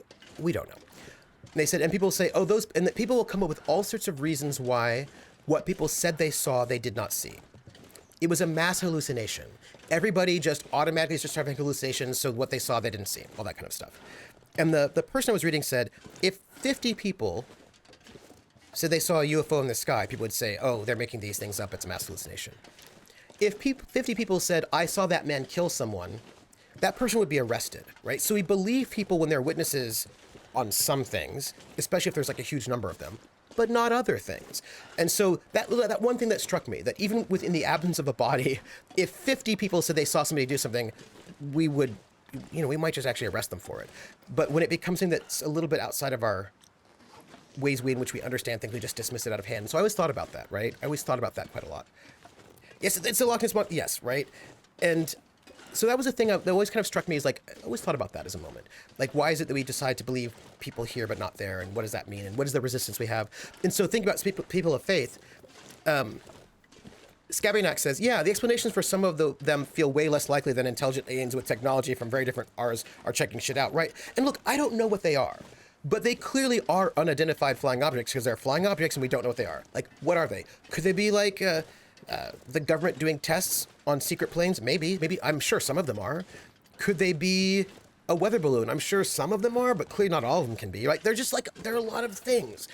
And there's probably a wide variety of things that they all are. And some of them we don't know, right? Like, that's it. Who knows? But not knowing is okay, right? Not knowing is okay. Ani Geek says, I have Asperger's, so I know the feeling. I just go the opposite direction. I throw myself into the overload so that I can understand more about everything around me. Mm-hmm. And Valtiel says, the theory was how people say, oh, ghosts can't exist because wouldn't there be tons of ghosts of dinosaurs? And the person went on to say, what if the Loch Ness Monster is just a dinosaur ghost, and that's why people can never find it? And it made you go, huh, ooh, well, that's fun. Well, that is fun. Ooh. Oh, I like that. That's good. Also, I've got some condensed milk that's going bad, but I don't want to eat it right now because I don't think I need that much food. Just a little bit of food. That's interesting. I believe some of it may be angelic and demonic activity and movement, right? I mean, I have no idea what it is, but there is something, right? And I was thinking about, Krellin says, I believe in UFOs as long as your definition of UFOs fits the meaning of the acronym, yeah, and not absolutely extraterrestrial beings in spaceships. I have my definition of UFO is an unidentified flying object. I don't know what it is. I can't say. Maybe it could be an alien. I don't know. But I also don't even know if aliens are aliens. What if there's a theory that they're not aliens at all, that they're ultra-terrestrials, that they actually live on this planet? I don't know. The point is that me not knowing is interesting. Like, I think it's interesting that there's something that we don't know. And I'm okay with that, right? Booty! Hello. Dimensional travel, right? They could be dimensional travelers. I mean, who knows? Right? They could be people... I have no idea. So I was thinking, I read this thing, it was really, really interesting. Again, I don't know what this means, but I read this thing. It could be Atlanteans. I have no idea. But I'm not going to be like, well, that makes me uncomfortable, so just going to say no, right? Like, I don't know. So, those Beninians. So here's the thing I thought was really interesting. There are sightings of the Virgin Mary, right? People have seen the Virgin Mary in places. And people have seen the Virgin Mary. They've reported seeing this, this image of a woman who they say is the Virgin Mary. And many of them have no reason to lie. So I believe those people who said that did say something. Maybe some of them lied. Sure, okay. But, like, I'm not going to assume that everybody's a liar. Clearly, some people have seen something. What have they seen? I don't know. But what's interesting is I read this thing that a lot of the places where there were sightings of the Virgin Mary were, before Christianity, holy sites for various goddesses, right? So that a lot of these places, like especially in the New World, actually in the Old World too, that a lot of the places where there are Virgin Mary sightings are historical sites that were where there would be like pre-Christian goddess sightings. And I'm like, I don't know what that means, but that's interesting. Like, what does that mean? I don't know what that means, but it's interesting. So I just generally speaking, when people say, this doesn't make me gullible. It just means that I don't know what these things mean. And I'm not going to dismiss people because they have experiences that are different from mine. I'm going to be like, okay, I don't know what that means, but that's interesting. And I'm going to think about it and ponder it. And that's possible. You know what I mean? Like, I don't know. But that was super interesting to me. Isn't the point of the... Yes, although some people want to identify it, I suppose, right? It may seem weird, but I'm a believer of we're all aliens and we're just dropped here to see how we interact with each other. A big science object. Could be, I don't know. By the way, we're going into a basement. And maybe we'll sleep here. Why are you giving me creepy music? Come on. Don't give me creepy music. We're gonna just light a match and see what we can see while we're here. You know, just look, we are moving slow, but just give us time to talk. It's fine. Max is like, I'm a skeptic. I've never seen anything I couldn't explain. I see things I can't explain. Look, hey, I'll tell you what. There are things I can't explain. I can't explain lots of things. I can't explain why people do what they do. You know what I mean? Like, it's just like, there, you know. Trooper, that's how we feel when you put the tense music. Yeah, love it. Bude says, I've had strange experiences which I cannot explain. And I say this as someone who's routinely finds themselves a skeptic. Scabby X says, haha, Trooper, I was just saying, I've seen a lot of human behavior that defies us. Yes. Next writer says, I was out by the St. Joe River with my soon-to-be fiance. We had a fire. Then we saw 2 red lights moving from left to right in the woods. Ooh. They didn't move up and down like it was someone with a lantern walking. Ooh. I wonder what that was. She wanted to leave. It just moved left, right. I mean, it could have been anything, right? Did you find out what it was? Was it something interesting? Are you saying the only explanation for the diversity of life is the Galaxy Zoo? Maybe. It is like I saw a cloud that looked like something, but I wasn't sure what, and everyone said, no, you didn't. Oh, silly. Max didn't wanted to know what it was. Find fair it was. Someone was floating down the river in a boat with a red light. Oh, that's cool. Nice. You know what I also think about? I also think about the fact that people thought that gorillas were myth. And then we found out that they weren't. The lower light was the reflection on the water. He was probably hunting raccoon illegally. Oh. I was also thinking about the fact that, one, there are things that we think are myth and not real, and then This'll come in handy. we find out that they are real, turns out. Surprise. So there are things that are unexplained, and then they become explained. Maybe not in our lifetime, but I mean, that does happen. Oh, I just discovered something, everyone. I can't move. I have too much stuff. I can't carry this any further. Yeah, I noticed. Yeah, I noticed. You're carrying too much. We've learned something right now. I'm very excited by that. We know what our upper limit of carrying, our upper carrying capacity limit is. This is great to know. Yeah. It's right now I've got a lot of wood. I'm carrying like 5 kilograms worth of wood. I'm carrying a lot of wood. And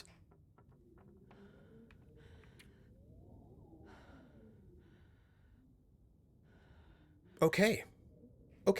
All right. Okay. We're gonna drop one of the wood and maybe make a fire at some point in time and then like pick it back up again. But I just want you to know that we're gonna drop one of the woods, just one. And I think that'll probably make us mobile again. Again, we're very, very slow. I recognize this, and life is sad that way, but we're gonna get there. We're gonna get there. It'll be fine. It's a bit dire. I'm gonna save because it's so terrible. Okay. 69.99 plus a little. Yeah, we just found the limit. We just found it. Yes. Think of how poorly animals in zoos are usually kept. I feel like sometimes people leave early so they have something unexplained to talk about. That's also possible. So overcome was an experiment.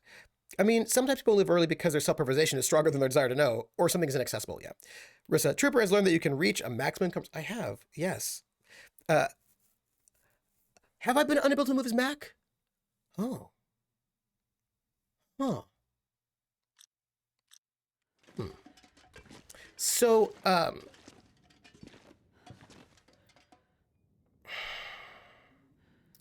really want to pick that stuff up. Pleasant Valley History, Part 3.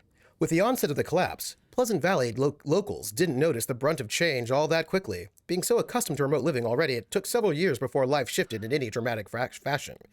Residents didn't begin to notice the growing scarcity of the few creature comforts imported to the island. But connected as they were through regular reports from the Regional Weather Service radio station, their post-collapse isolation took some years to set in. So, this makes me feel like,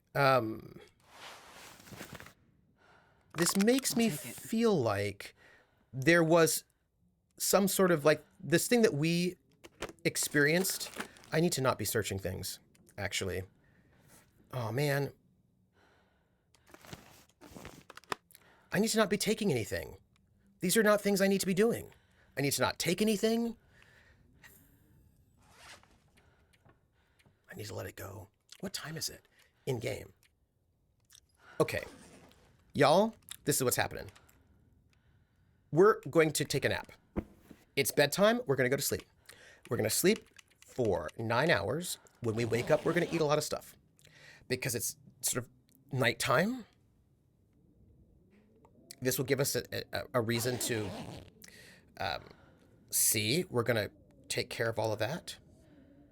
It's still kind of dark, though. But yeah, this is what we're doing. We are going to eat food. And that's what we're doing. And we're going to drink water. We've rested. Oh. Huh. It looks like we didn't. It looks like we don't waste food. That's good to know, everyone. I feel really good about that. Nice. Okay. This is good. Am I a pack rat in real life?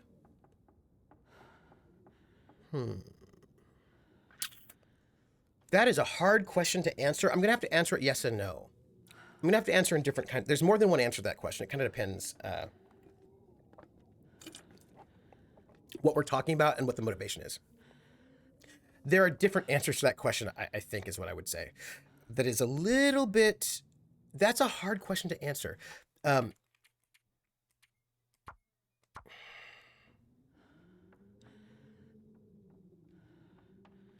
No, the answer...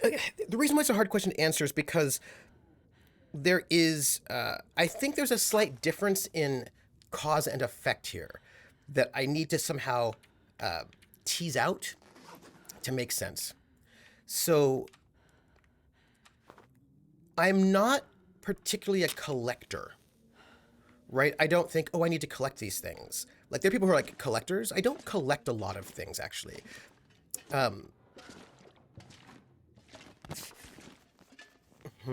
Hey, der Netzwerk Philipp. When I wouldn't say you was a pack rat because this is my favorite movie, makes it difficult to be a pack. Well, there's that. I did, but I did rent. So, okay. All right. We're gonna have to talk about this in different ways to see what we can do here. Am I? So. I've seen hoarders, and I'm not a hoarder. I've seen people who want things, and that's also not what I'm operating off of. Also, it is still really dark. And that is not going to be helpful. Let's pass time for like, it's still pretty dark. You know what we're going to do? We're going to actually go back to sleep because it's still too dark to really hang out here. And I would like us to be operating in like the daytime. Let's do like 4 hours of sleep.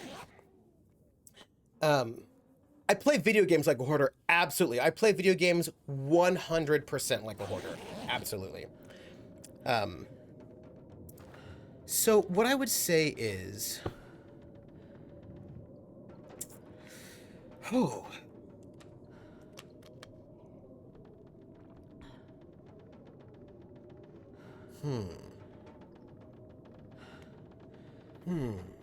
do I describe it? How do I describe what's up?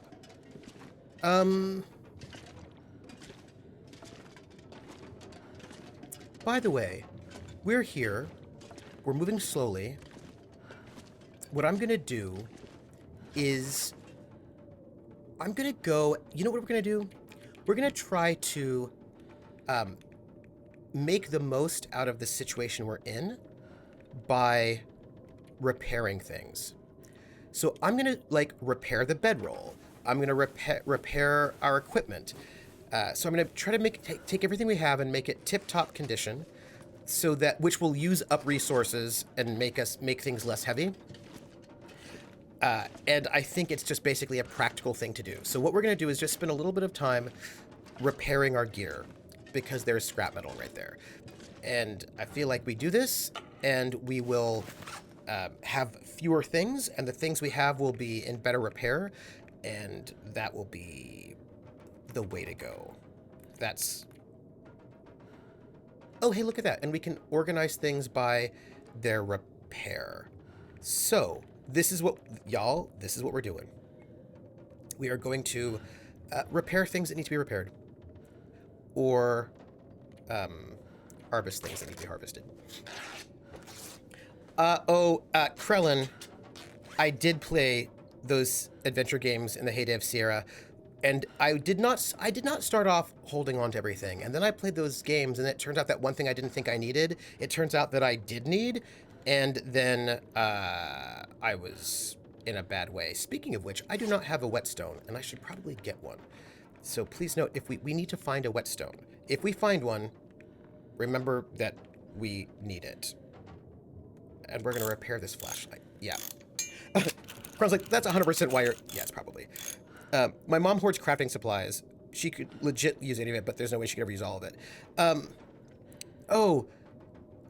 also... I think of Zork, actually, as well. Zork was another one of those ones that, you know... punished you for not picking up that weird random thing you didn't think you needed, and then it turns out you did need it, and then why is that your life? So for me, I think what I would say when it comes to that sort of hoarding and all of that, this is such a good question. So some things I should say. Maybe I do not covet a lot of things. I also grew up poor. So there are a number of things that are going on that are sort of like part of this situation that I think come from that combination of growing up poor, and how that impacts you, right? When you are, how that impacts you and impacts your life, right? What is it? What is that? How does that work? So,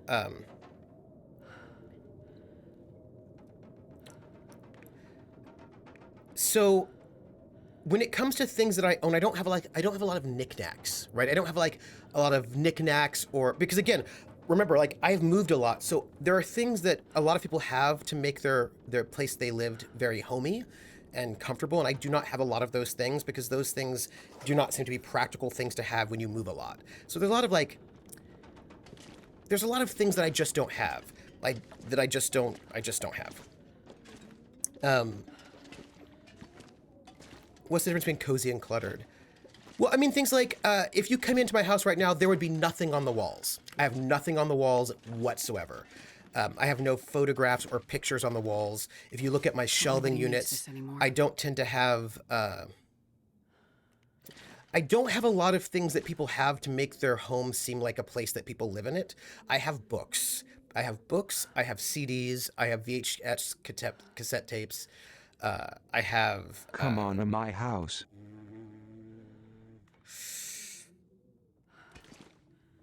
There's a lot of stuff in here, by the way, and I do not think we can really go through this place to learn it and to see it and to really properly loot this place because our encumbrance is just kind of too heavy at the moment.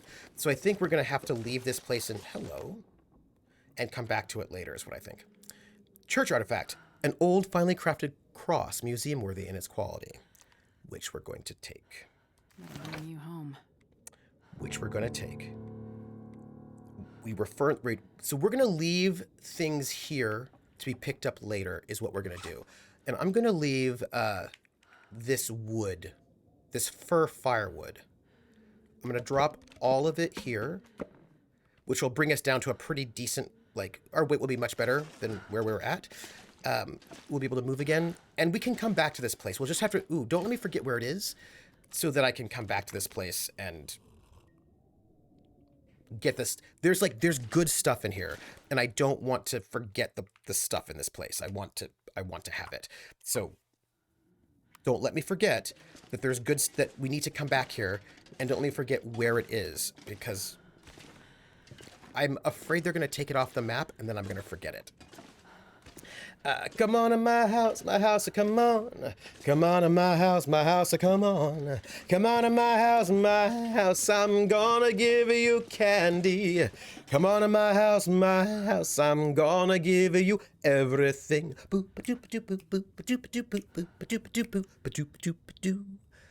Steady! Welcome in, Steady. How are you? What were you all doing? What were you doing? Welcome in, Raiders. How are you? The Kindle is the bookcase. So, you know, I just dropped some wood. It's fine. What were you doing, by the way? The map. Oh, no, I can't screenshot it, I don't think. So, oh, look, it says Skeeter's Ridge. So we'll just have to remember that this is where we are. We have to come back to Skeeter's Ridge. That's it. But we need to move down this way, is what we need to do. Oh, you're being a spooky witch in which...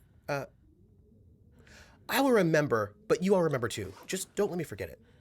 What's the game like? Is it good? Tell me about it. Give me more info. And I need this. I need to make a... So here's what I'm going to tell you something about hoarding, right? This is what I'm going to tell you about hoarding. And me. So I do not have a lot of... There are a lot of, like... And many of the things that I have, I got them because I needed them for school or for work, right? These kinds of things, right?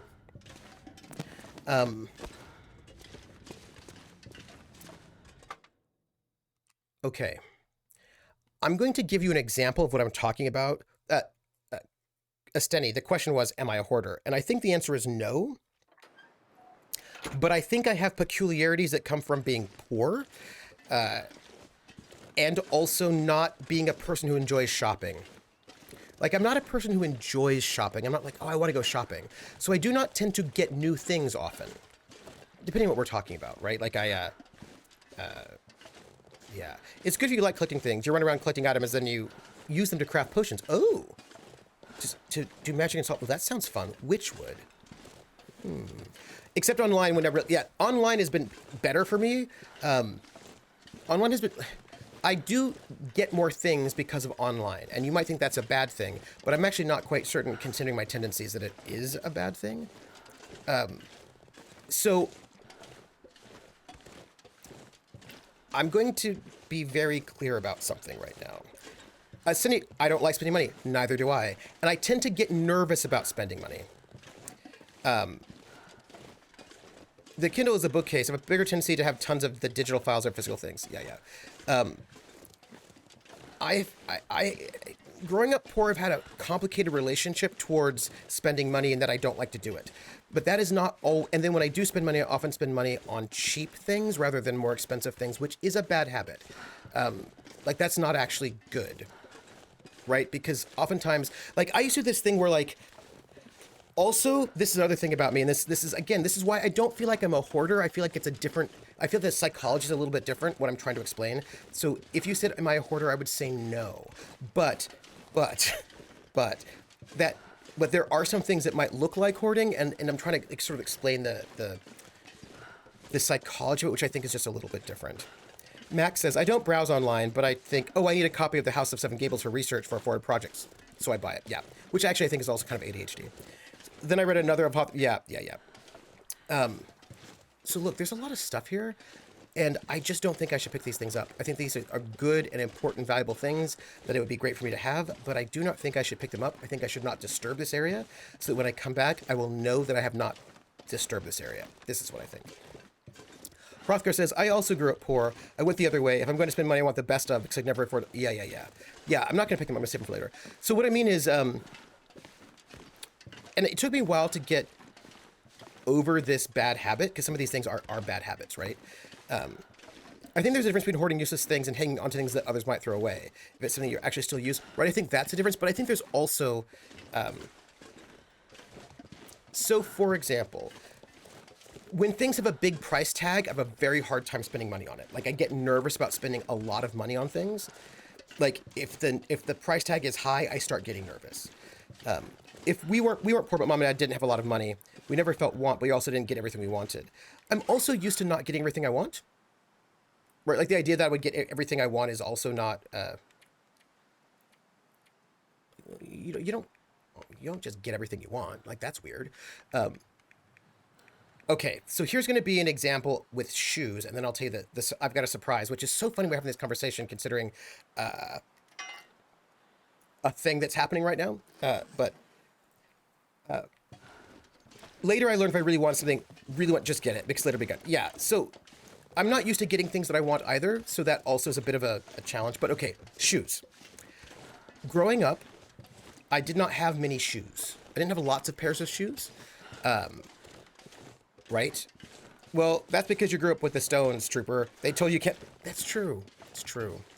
So let's say I needed shoes, right? We would when it came to like getting clothes, and I still have a clothes problem actually, and we can talk about my clothes problem, and it'll be hilarious when we do. And I want to climb down this ridge, but I feel like that is a bad idea.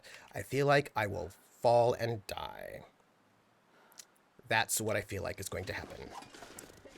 I know people would just go clothes shopping. They would just go clothes shopping. But like we would go shopping once a year, right, for back to school clothes. We'd go to Sears and Roebuck, and then we would get back to school clothes that were not particularly expensive. And then I feel like this is a bad idea. Is it a bad idea? Yes.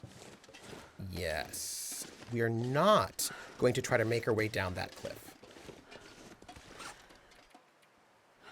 Probably. Probably. Yeah. So we'd buy stuff, right? And then I would wear the shoes until they wore out. And then once they wore out and were no longer serviceable, then I'd get rid of them and then get new shoes, right? That's how it would work. And I would usually have like a pair of nice shoes and a pair of sneakers, right? That kind of thing. And if I got like hand-me-downs from somebody, I'd have more than that. So until very recently, when I say very recently, I mean within the last 5 years. Like I'm just telling you how it is, right? Within the last 5 years, if you'd spoken to me, because like I got what tenure? I got tenure what 6 years ago? Yes, I got tenure 6 years ago. So if you had talked to me 7 years ago, if you were watching me, what would happen? I would go to Payless. I'd buy a pair of black leather shoes that were $30 or $40 probably, because anything more than that started feeling like too much money. And these are shoes that I could wear that would be comfortable, but I could wear them to work. And then I would wear those shoes, and then I kind of walk a little weird. I really wear out my shoes on the outer heel. And then what I would do is I would just wear those shoes until they died. And once they died, I'd get a new pair of shoes from Payless. Now the thing is that Payless shoes that cost $40 are not the best quality shoes. And they die kind of quickly. They do not last as long as you might imagine. So do I save those shoes? I do not save the shoes. Once they're dead, and I get rid of them, and then I get new shoes. And when I got tenure, a colleague of mine said, hey, let's go. I want to go down to like Newbury Street or wherever it is and like go check out some spaces. And I was like, sure, I'll go with. And then we went to the Fluvogs and there was this really cool pair of shoes. And I was like, oh, those are really cool. She's like, you should get them. I was like, those shoes cost $150. I have never spent $150 on shoes. I don't think I ever would spend $150 on shoes. That is some outrageousness right there. No way. And she's like, buy the shoes. You just got tenure. I was like, okay. So I went and bought the shoes, and I still have the shoes. It's been like 6 years, and I had to replace the heel, but like, they're still good. And I'm like, that's awesome. So, getting me to a point where I could actually spend a little bit more money on shoes was not easy. It was not an easy thing to do, because that's not my habit. I do feel, a bit nervous about that, but, and I did it. It happened. Right. Yeah, I only buy new clothes, shoes when I need them. Carl, I'm the same way, right? And hold on, I think I've got an extra pair of, what do we have here? Hold on, everybody. Give me a second. I'm going to go here because I'm missing chat and I need to know what you have to say because it's like super interesting and important. And so I've got to find out what you all have to say. Here we go. Because I missed stuff. Millie says, money isn't real to me. I spend as much as I have to get the best thing I can of the type I want, so it will last forever, and then lose it really quickly because of reasons. And then I feel some form of regret. So getting me to spend money to get the best thing is hard, but I'm working on getting things that are better quality. I'm working on it. Max says, I usually had one pair of shoes, though we had boots or rubbers too, yeah. Bude says, I don't like clothes shopping solo. If I do so, it is fast and efficient. I think if I had someone with whom I made shopping a social experience, I might enjoy it. Yeah. But we'd have to be looking at clothes together. Dragging my wife with doesn't count. Yeah. And Max says, the reason that the rich were so rich, Vime's reason, was because they managed to spend less money. Hawkeye says, I was that way until I started getting sciatica issues. Learn spending a little more for good quality is worth it to prevent the... Yes, right? And so these are things you have to sort of like internalize. Max says, take boots, for example. He earned $38 a month plus allowances. A really good pair of leather boots cost $50, but an affordable pair of boots, which were sort of okay for a season or two and then leaked like hell when the cardboard gave out, cost about $10. Those are the kind of boots Vimes always bought and wore until the soles were so thin that he could tell where he was in Ankh-Morpork on a foggy night by the field of cobbles. And the Sam Vimes, like, isn't that the boots that only last one season versus... Yeah. And like, I don't spend more than $50 on shoes. But then I spent $150 on a pair of shoes, and you know what? They've lasted me 6 years. And they're really good. And rather than like spending $40 on shoes quite often, because those shoes did not last long, right? Like, so there are these little things, right? Max says, but the thing was that good boots lasted for years and years.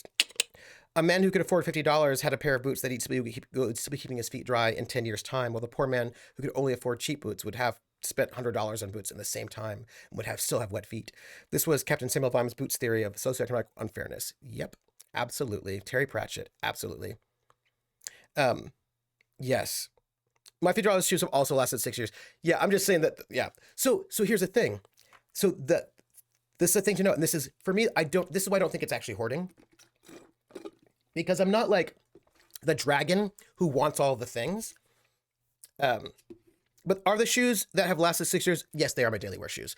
They're like a pair of leather shoes that I can wear to work and that are comfortable, that I just wear everywhere, basically. So the thing is, what ends up happening is that I tend not to get rid of things until they're no longer useful, basically. If I have a thing, I'll get a thing. Like, so like I would throw out the shoes when they had holes in them and could not be repaired. So then I ditch them. So when a thing is no longer useful, then I will get rid of it. But if the thing is still useful, I don't get rid of it yet, right? Like Buddha's like, this conversation is something that I need to buy new shoes, probably, and make sure you get really good soles. How do I put this? We live in an era... If the things aren't interfering with your living your life, you aren't a hoarder. So we live in an era where people see things as disposable and people throw things out really quickly. Just like take it, throw it, take it, throw it, take it, throw it. And I've never been that kind of person. I think it has to go with growing poor, where you might need the thing, right? Like we saved rubber bands. Like we'd make the big rubber band ball. Like we just wouldn't throw out our rubber bands. We'd sort of keep them and then we'd use them and then we'd use them, right? Like we'd save things so that we could use them because it's cheaper to reuse things than to just throw them out and get new things all the time. So I tend to be a person who will keep things if they could be reused, right? Basically. And when things are no longer, Valtiel says, throwing still useful things away feels very wasteful. Right. So if I hold on to things, it's not because I'm being sentimental. I don't hold on to many things due to sentimentality. I sometimes do, but that's not like my main thing or because I need to have them. Sometimes like, oh, but this is still useful. So, right, there's that. And if it is still useful, I'm probably going to hold on to it. If it might still be useful, I will probably hold on to it until I let that go, right? So, for example, I kept my floppy disks for a really long time because they might still be useful. And when I say my floppy disks, I mean my 5 1/4. And then I got to the point where I was like, oh, I clearly am never going to boot these up, nor will I actually have a computer that will boot them up, nor will these be useful. So then I was able to let go of those. But like, I have to get to a point where I'm like, okay, this will no longer be useful, right? And once I get to that point, like I have clothes that I cannot fit in right now. I have some suits that I cannot fit in, but because I've gained a couple of pounds since grad school, but I haven't tossed them yet because I could actually still fit in them. And I spent money on them. That like I was a grad student, I saved up money so I could get a suit so I could go to a conference. And so I still have those suits because if I lose like 10, 15 pounds, I can probably still fit in them. So I'm not going to get rid of them yet. If I've come to the decision that I will never fit into those suits again, then I'll get rid of them. But at the moment, it was a Hollywood suit outlet for, what was the deal? I think it was for $300. It might have been less than that. Was it $300? For $300, we're going to say $300. It might have been less than that. But for $300, you could get 3 suits, 3 shirts, dress shirts, 3 ties, 3 pocket squares, 3 pairs of socks, right? And I was like a first-year graduate student, second-year graduate student. I had to go to conferences. I didn't have any suits. I've never had nice clothes like that. You know what I mean? Like nice clothes, like that kind of a thing. Never had anything like it. And I was like, I need to get suits. I don't have any. So I went to the Hollywood suit outlet. I picked out a gray, a navy, and a black suit. Navy, gray, and maybe it was brown. Might have been like navy, gray, and brown. Anyway, 3 suits, 3 shirts, 3 ties, 3 pocket squares, 3 pairs of socks for $300. And I still have those suits. I cannot currently fit into them, but I might fit into them again. Now, I have to say I've also gotten much broader in the shoulders, so I may not be able to fit into them again. And if I sort of come to the decision that I will not be able to fit into those suits again, then I will take those suits to Goodwill or, Buffalo Exchange or wherever. But at the moment, it's still possible, so I'm not going to get rid of them. I also don't have lots of suits, though, right? Like, I don't, buy suits all the time. If I have the clothes that I can wear, I usually have, a couple of options, and then... right? So there is an asterisk here. We'll get there. Let's see. Millie says, I lose things by processes that don't make sense to most people. Like, I don't throw things away. I just throw my past lives away. Yeah. For example, at the beginning of the year, I made myself homeless, taking with me a single pair of pants. I'm up to 3 pair of pants now. I'm not homeless either, although I'm not quite back to permanent housing. Max says, clothes are hard. I want to be able to fit into my old clothes again. Clothes are hard because you're like, well, I don't want to the clothes are still perfectly serviceable, so I don't want to get rid of them, right? Because, they're still perfectly serviceable. I'll wait. I lost a lot of things at that time, some of them worth quite a lot to me. Oof. Bude says, I just recently had to buy new pants when I tore my good pair in an unsalvageable fashion, yeah. I do love a good pocket square. No plaid suit. Oh, those suits that had patterns. I need to try on my suit so I'm not discovering that they don't fit. Boudet has a good point. I need to try on my suit so I'm not discovering that they don't fit when I need them. Yes. So I need to tell you something about the shirt I'm wearing right now. This shirt that I'm wearing right now. Here, let me back up so you can see it better. See, I'm still experimenting with I'm in my new place with a new desk, right? And I used to have this boom arm that I had my mic on. And that boom arm is no longer functional. So right now I currently have my mic on a standard mic stand, and it was over here, which kept it out of the way, which was good because I don't want it in the way, but it was too far from my mouth, so that was not good. And then the last game I was in, what day is today? Thursday, Wednesday. I was playing Top of the World, and so I moved my mic to this side of my desk, so it was coming in this way because I was using the camera over there. I'm currently using this camera, so I moved the mic stand over here this way. The problem, of course, is it's blocking the vision of my torso, which I don't like so much. So I'm trying to figure out. I've got to figure out a new solution for this mic, where to put it, where I'm gonna need some kind of boom arm that will let me move it, where it will not block. I don't want things in between you and I, but I also want a place where I can put it close to my mouth for better audio quality. This is good for the moment. I just have to figure out what I'm going to do about that. Anyway, point being, this t-shirt that I'm wearing,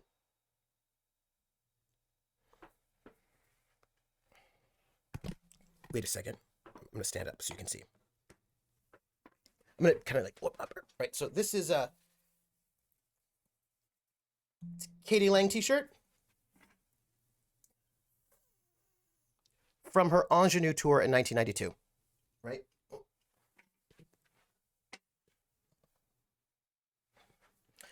So this t-shirt is 30 years old. I'm wearing a 30-year-old t-shirt. Now, somebody might say, why don't you throw that t-shirt away? It's 30 years old. But why would I throw it away? It doesn't have holes in it. I can still wear it. Like, the collar's still fine. It still works. It's a great shirt. It's a cool shirt. I like it, and it's not broken. So I don't know why I would throw it away. Do you see what I'm saying? So I got that shirt at 5 years old. Yeah, sure. Yeah. So like, there are shirts that I have. Like, I was just wearing a shirt that I wore in high school in 1990. So a 32-year-old shirt. Now that shirt has a hole up here, a little tear. That shirt I should probably let go because now it's, although on the other hand, I also go through, there are shirts that I would wear out in public. I would wear the shirt out in public because it still works. It's fine. And then that shirt that I had from high school, my senior year in high school, which has a little rip up here, is not a shirt that I would wear out anymore because it's clearly not functioning that way. But that's a shirt that I could wear if I were doing some kind of mechanical work or working out. If I'm like working out, I could wear that shirt. Or if I'm going to dye my hair, dye my beard, right? Or something that I don't mind getting bleach on, right? So like for me, I'm like, okay, although that shirt's kind of thin now, so I can probably actually toss that shirt. Or maybe I could like cut it up and make a quilt out of it, except that I don't know how to quilt. So I should probably just toss that shirt. That's one shirt that will go, probably. It's a good shirt though. It's a good shirt. Yeah. But I can't make quilts, so I feel like that shirt's probably going to go. Yes. Holy crap! I'm almost 3 of my 20-year-old self. Right. So Millie's like, damn, there's no way I could fit in a t-shirt from when I was 20. Weirdly enough, I got to tell you, Millie, I have a completely different body than I did when I was 20. I mean, I have a completely different body from when I was 20. 20-year-old me and like almost 50-year-old me have very, very different bodies. Like when I was 20, I weighed 135 pounds when I was 20.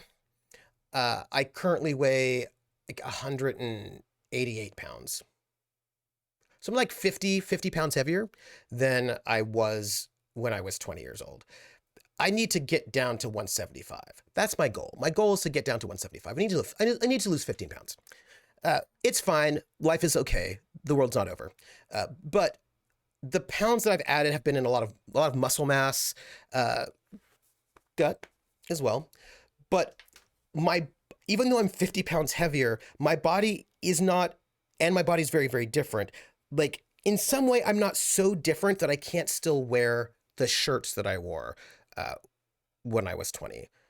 I cannot wear the pants. That is a thing that we're not doing anymore. I'm not fitting into I'm not fitting into 30 waist jeans anymore. That is not a thing that is happening.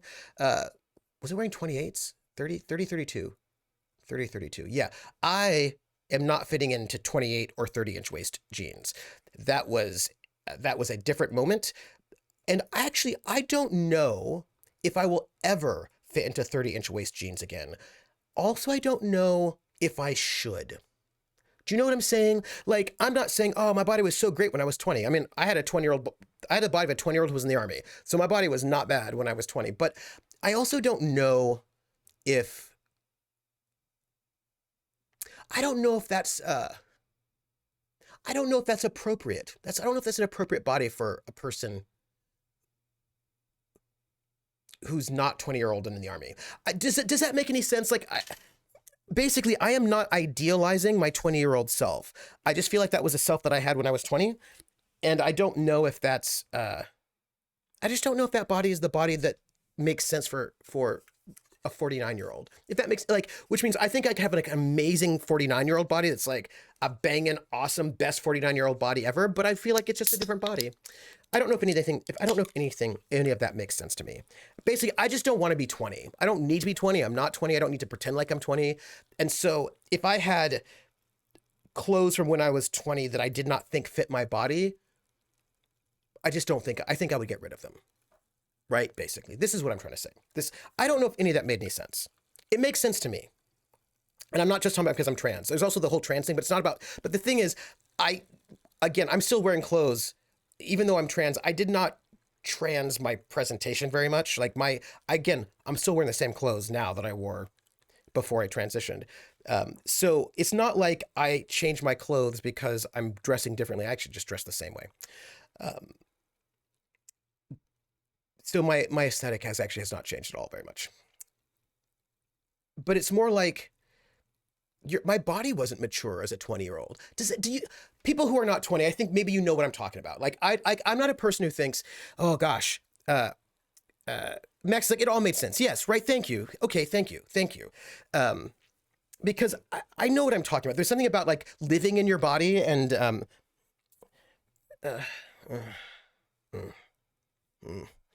uh, Millie's like, I weighed only 120, 125 when you grad. Oh, when I was in high school, I weighed 120. I was in like the mid to high 120s.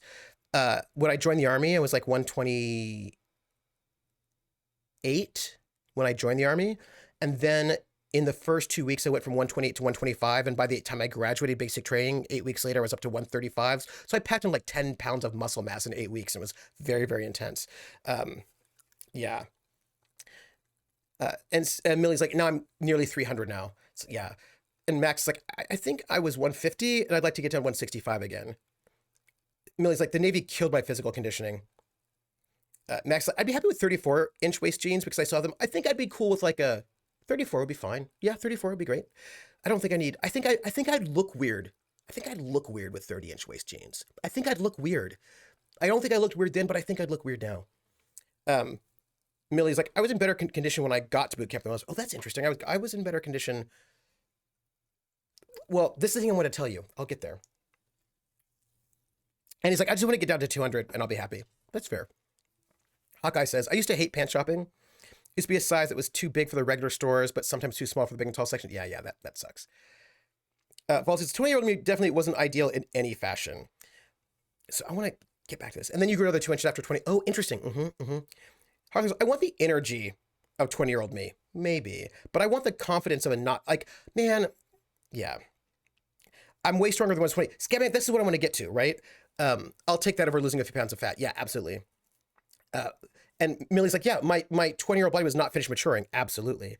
Honestly, I just don't want the pain from my current body. Everything else is fine. Also good.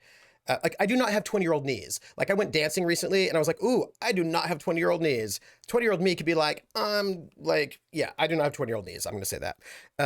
Millie's like, if I got down to 220, I'll be worried about myself. Toy Boat says, 20-year-old me was very immature, unsure of myself and lost. I don't miss that. Absolutely. Absolutely.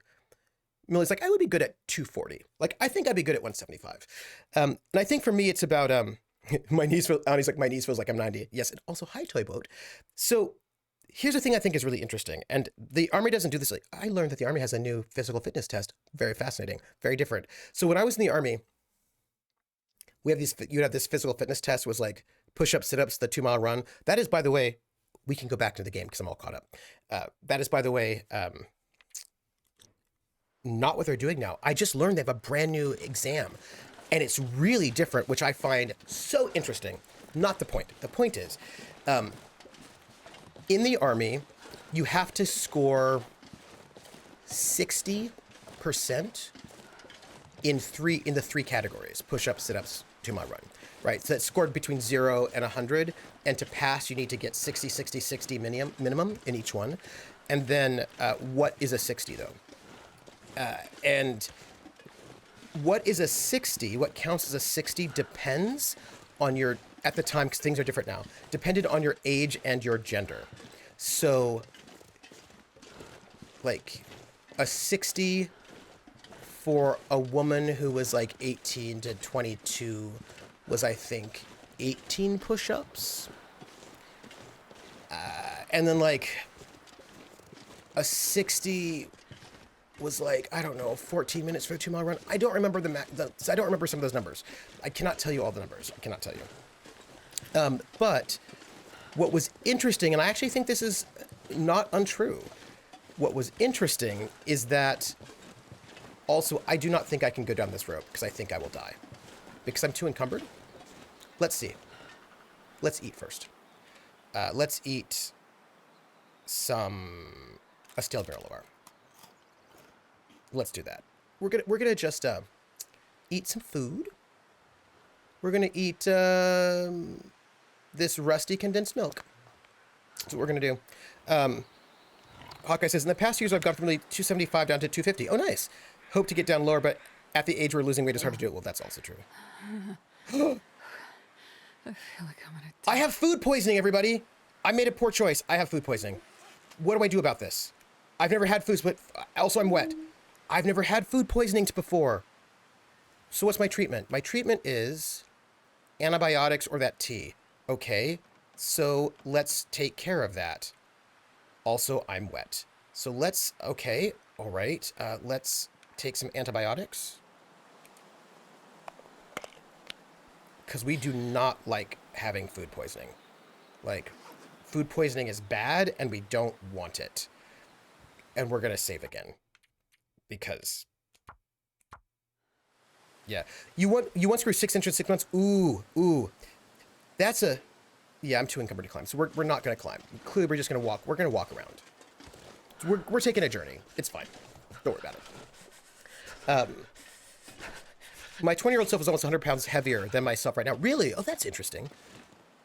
I don't think I could have had more than 5% body fat in high school, mostly because I was so weed-like when I grew up. I was super thin when I was a kid. Like, the wind blew me over at one point in time, and it's better that I don't have that body. Yeah. So, I think this is what so here's what was really interesting about the Army. So, usually how it worked in the Army is that the older you got, the lesser the standards were. Right? So, like, what was a 60 in push-ups might have been 20, but if you were, like, 50 years old in the Army, you did not have to do 20 push-ups to get the minimum, right? Your minimum dropped, right? So, generally speaking, as you got into older, like, they had like little age ranges, right? The 18 to 22, the 23 to 26 or whatever it was, like the 27 to da-da-da, right? And with each age range, your minimums dropped, right? So like basically the scale dropped. But now here's the thing I think is super interesting. Also, apparently I walked this way. This is all very fascinating to me. I really would like to go down that rope, but I'm not going to. What we're going to do is we're going to try to figure out the best way. Oh, I don't want to have to go all the way around. But I'm also super encumbered. Well, we're just gonna. That's just our life. That's just what we're going to do. We're going to just sort of sit here and chat with each other and walk. But now this I thought was really fascinating and also I think true. While every age band, generally speaking, it became easier and easier and easier to recognize that, like, it's actually the same thing with body fat and how much weight you could have. The older you got, the more body fat you're allowed to have in the Army. Because that's, like, natural. So here's what's interesting. Though generally speaking, the things you need to do for the minimum got less and less over time, there is one exception. The 23 to 27 age band had higher standards than the 18 to 22 age band. So you had these standards that were like the second highest was in the first band. Then your next age band actually had the highest standards, and then they all went down from there. And what I wanted to say about that was that actually was in some ways my experience, that I was in way better shape at 25, 26 than I was at 18 or 19. Like, I knew my body better. I had developed and conditioned more. I was in much better shape in my mid to late 20s than I was at 18, 19, 20. Do they still use BMI? They've never used BMI, actually. At least in the Army. In the Army, we never used BMI. It was so easy to put a muscle in your 20s. Yeah, no, in the Army, we never used BMI. We used weight and then body fat percentage. I never actually knew my BMI. We just never used it. It was, you'd do your weigh in to find out whether or not you were within your weight limit.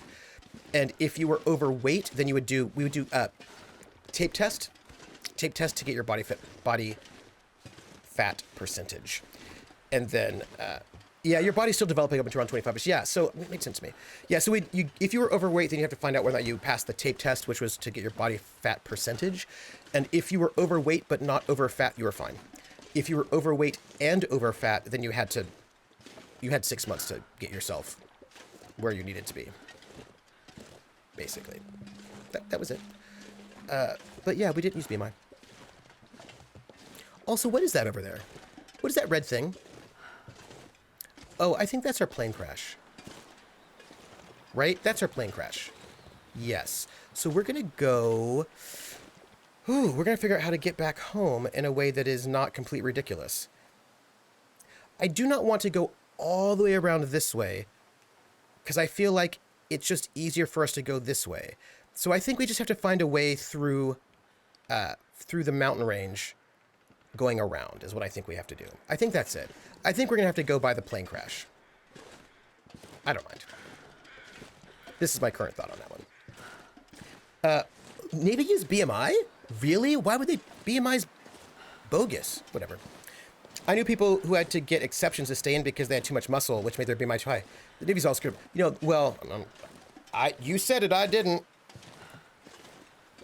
I didn't get enough exercise in the Navy. Yeah, no, yeah. In boot camp, I didn't get enough trouble. I never got enough exercise. 50 minutes, thank you. I'm going to maybe like 15, 20 over because I think I started 15, 20. What do we got? Yeah, I'm probably going to go like 15 over. BMI's so dumb. At his NBA peak fitness, Shaq BMI did. Yeah, BMI's bogus. BMI's bogus. I tried joining the Coast Guard at one point, and their base part, what weight you should be on at your wrist size, which is...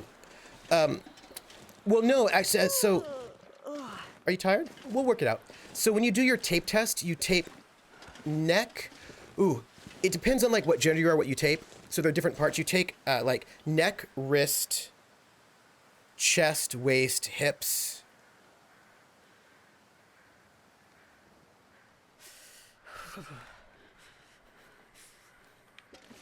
There's something else you do. There are a couple parts you do, but the reason why you do the wrist, neck, and like, you could do ankles, is you want to get places that don't actually have a lot of meat on the bones, and you basically do this ratio between those places that don't get bigger when you gain weight and those places that do, and that will help you figure out what your body fat percentage is. So you need the wrist as like, it's part of the baseline, basically, right?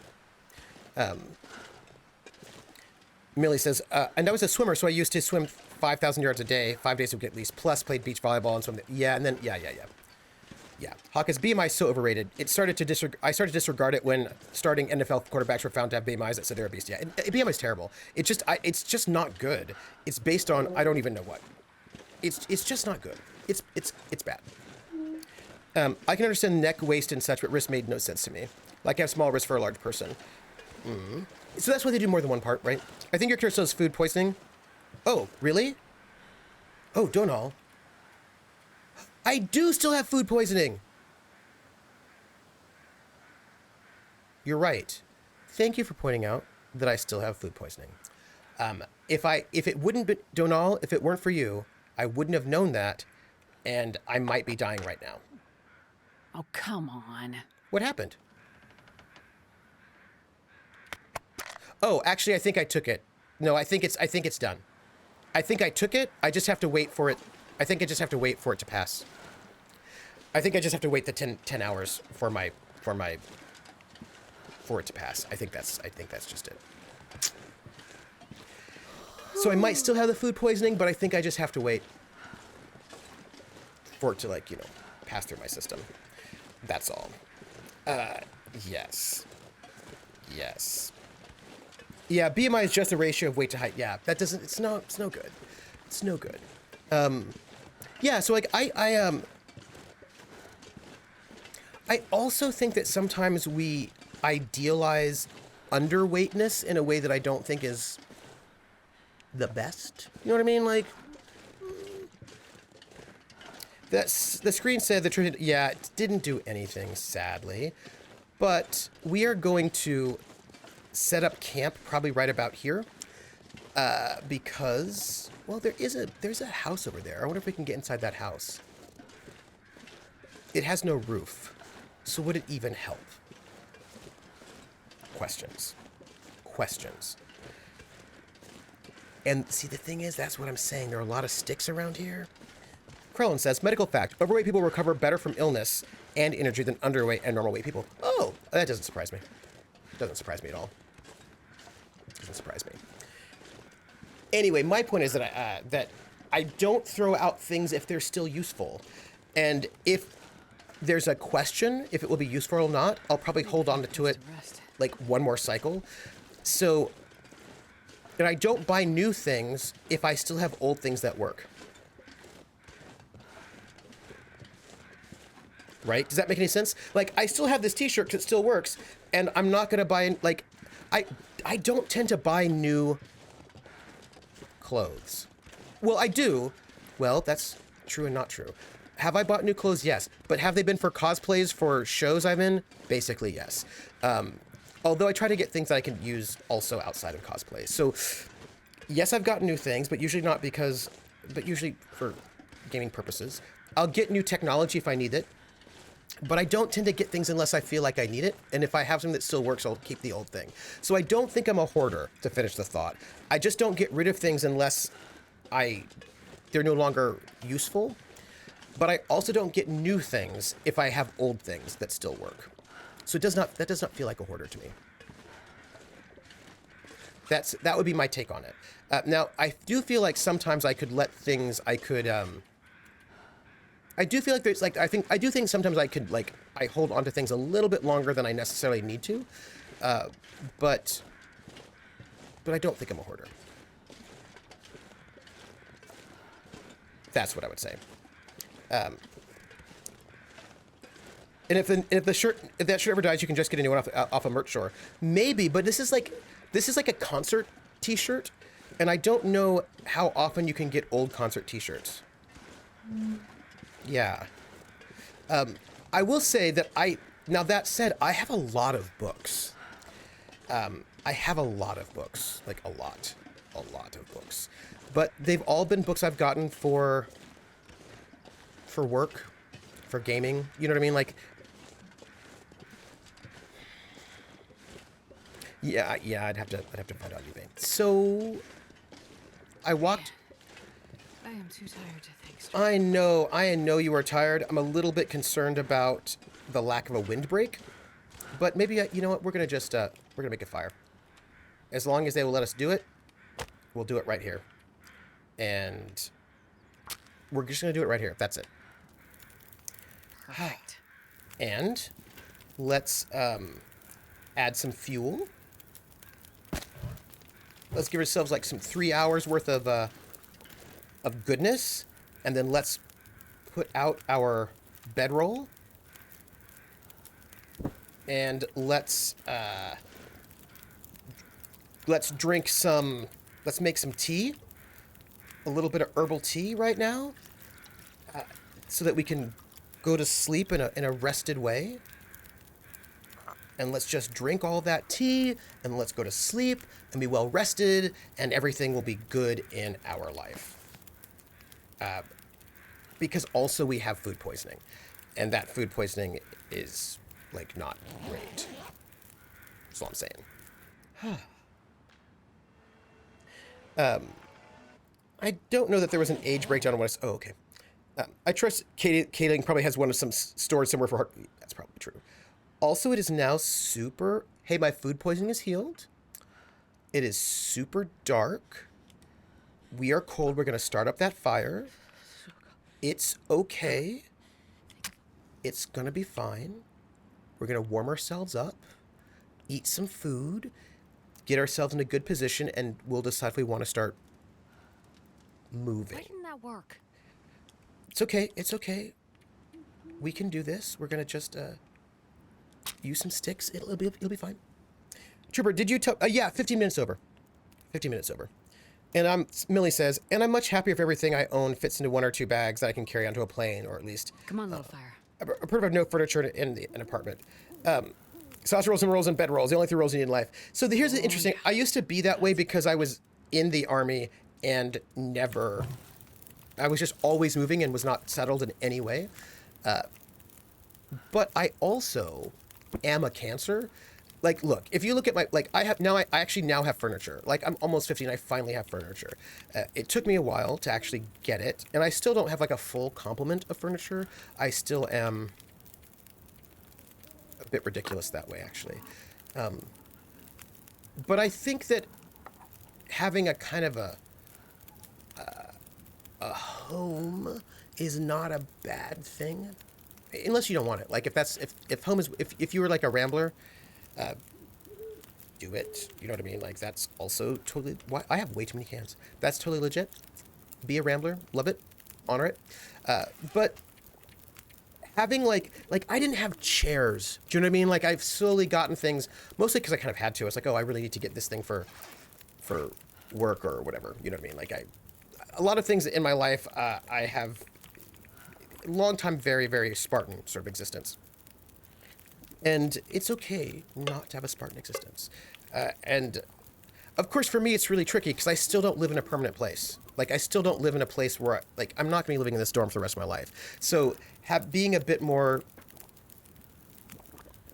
Getting the things that one gets when one is probably not going to move again for another 10 or 12, 20 years is not that easy for me to do because I know I'm going to move in a couple of years. Like, I know it.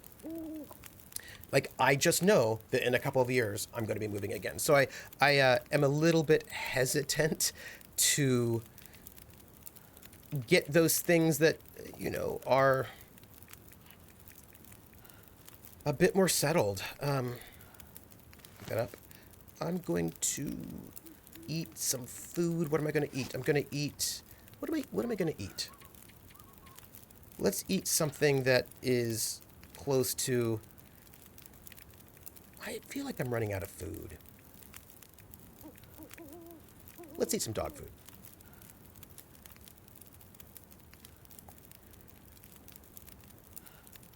Yes. Let's eat some dog food. Yeah, so like I didn't have a lot of furniture until really recently. I mean, some of my behavior has been like some of my behavior I feel like is a little bit ridiculous. It just is what it is, right? I mean, like I lived in an army cot. Like that was my bed. My bed was an army cot for like 3-4 years. I slept on a cot. Like not when I was in the army, like post-army. Like post-army me slept on a cot, an army cot for like 3 years. So, not always the best choices. I do feel like maybe I should get...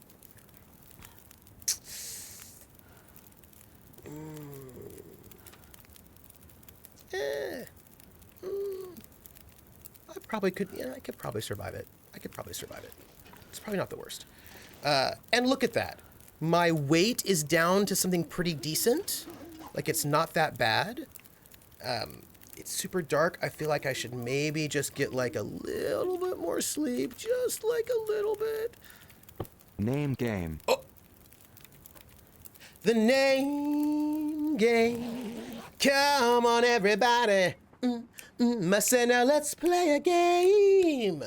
I bet you I can make a rhyme out of anybody's name. The first letter of the name, I treat it like it wasn't there. And then a B or an F, or an M will appear. And then I say bo at a B, then I say the name, then banana, fanner, and foe. Then I say the name again with an F, very plain. Then a fee, fi, and a mo. And then I say the name again with an M this time, and there isn't any name that I can't rhyme. Hrothgar, bo Hrothgar, banana, fanner, for Hrothgar, fee, fi, mum, Hrothgar. Come on, little fire. Come on. Hrothgar, the name game. Hrothgar. Thank you for 23 months of philosophizing. I appreciate all the philosophizing very much. I have a lot of torches, and I don't know how long I actually need to be hanging out here. A lot of things I have are just like, well, there you go. Let's put it in there. We're just putting it in there. That's it. We're just putting it in there. And we're going to, like, the dawn's coming. There's a fire and a bad fire right over there. It's fine. It's fine. It's fine. I once moved into a furnished apartment. For 5 weeks, I lived in a huge blanket fort constructed of all their furniture. For 3 more weeks, I tried to live with all their furniture. Then I asked management to take it all away before I went crazy. Computer desk and gaming chair count as furniture? Yes. Yes, they do, Hrothgar. Then you have really nice furniture. See, this is what I'm saying. I was like, oh, I should get... Because also, I don't want to, like, be bad for sciatica. I don't have sciatica, but I want to be bad for my back. You know what I mean? Do you know what I mean? Like, you gotta, like... Gotta do the thing. Let's find something that... Let's have some sardines. Anna Geek says, I only need 3 seats. A desk chair, a couch, futon, maybe another chair in case someone comes over, which is rare. I also, like, do I want to have guests? Do I want to have people visit me ever? Are those things I want in my life? What do I want in my life? Yes. Millie says, by the way, I am a little paranoid about my lack of water, so I'm going to get more water. I realize that water takes up weight, but that is what I'm going to do. Because... Thank goodness. Made it through another night. You did make it through another night, and everything is fine. And I don't quite know what to do about the fact that I'm going to... Do I have water purification tablets? If I do... I don't think I do. I do, actually.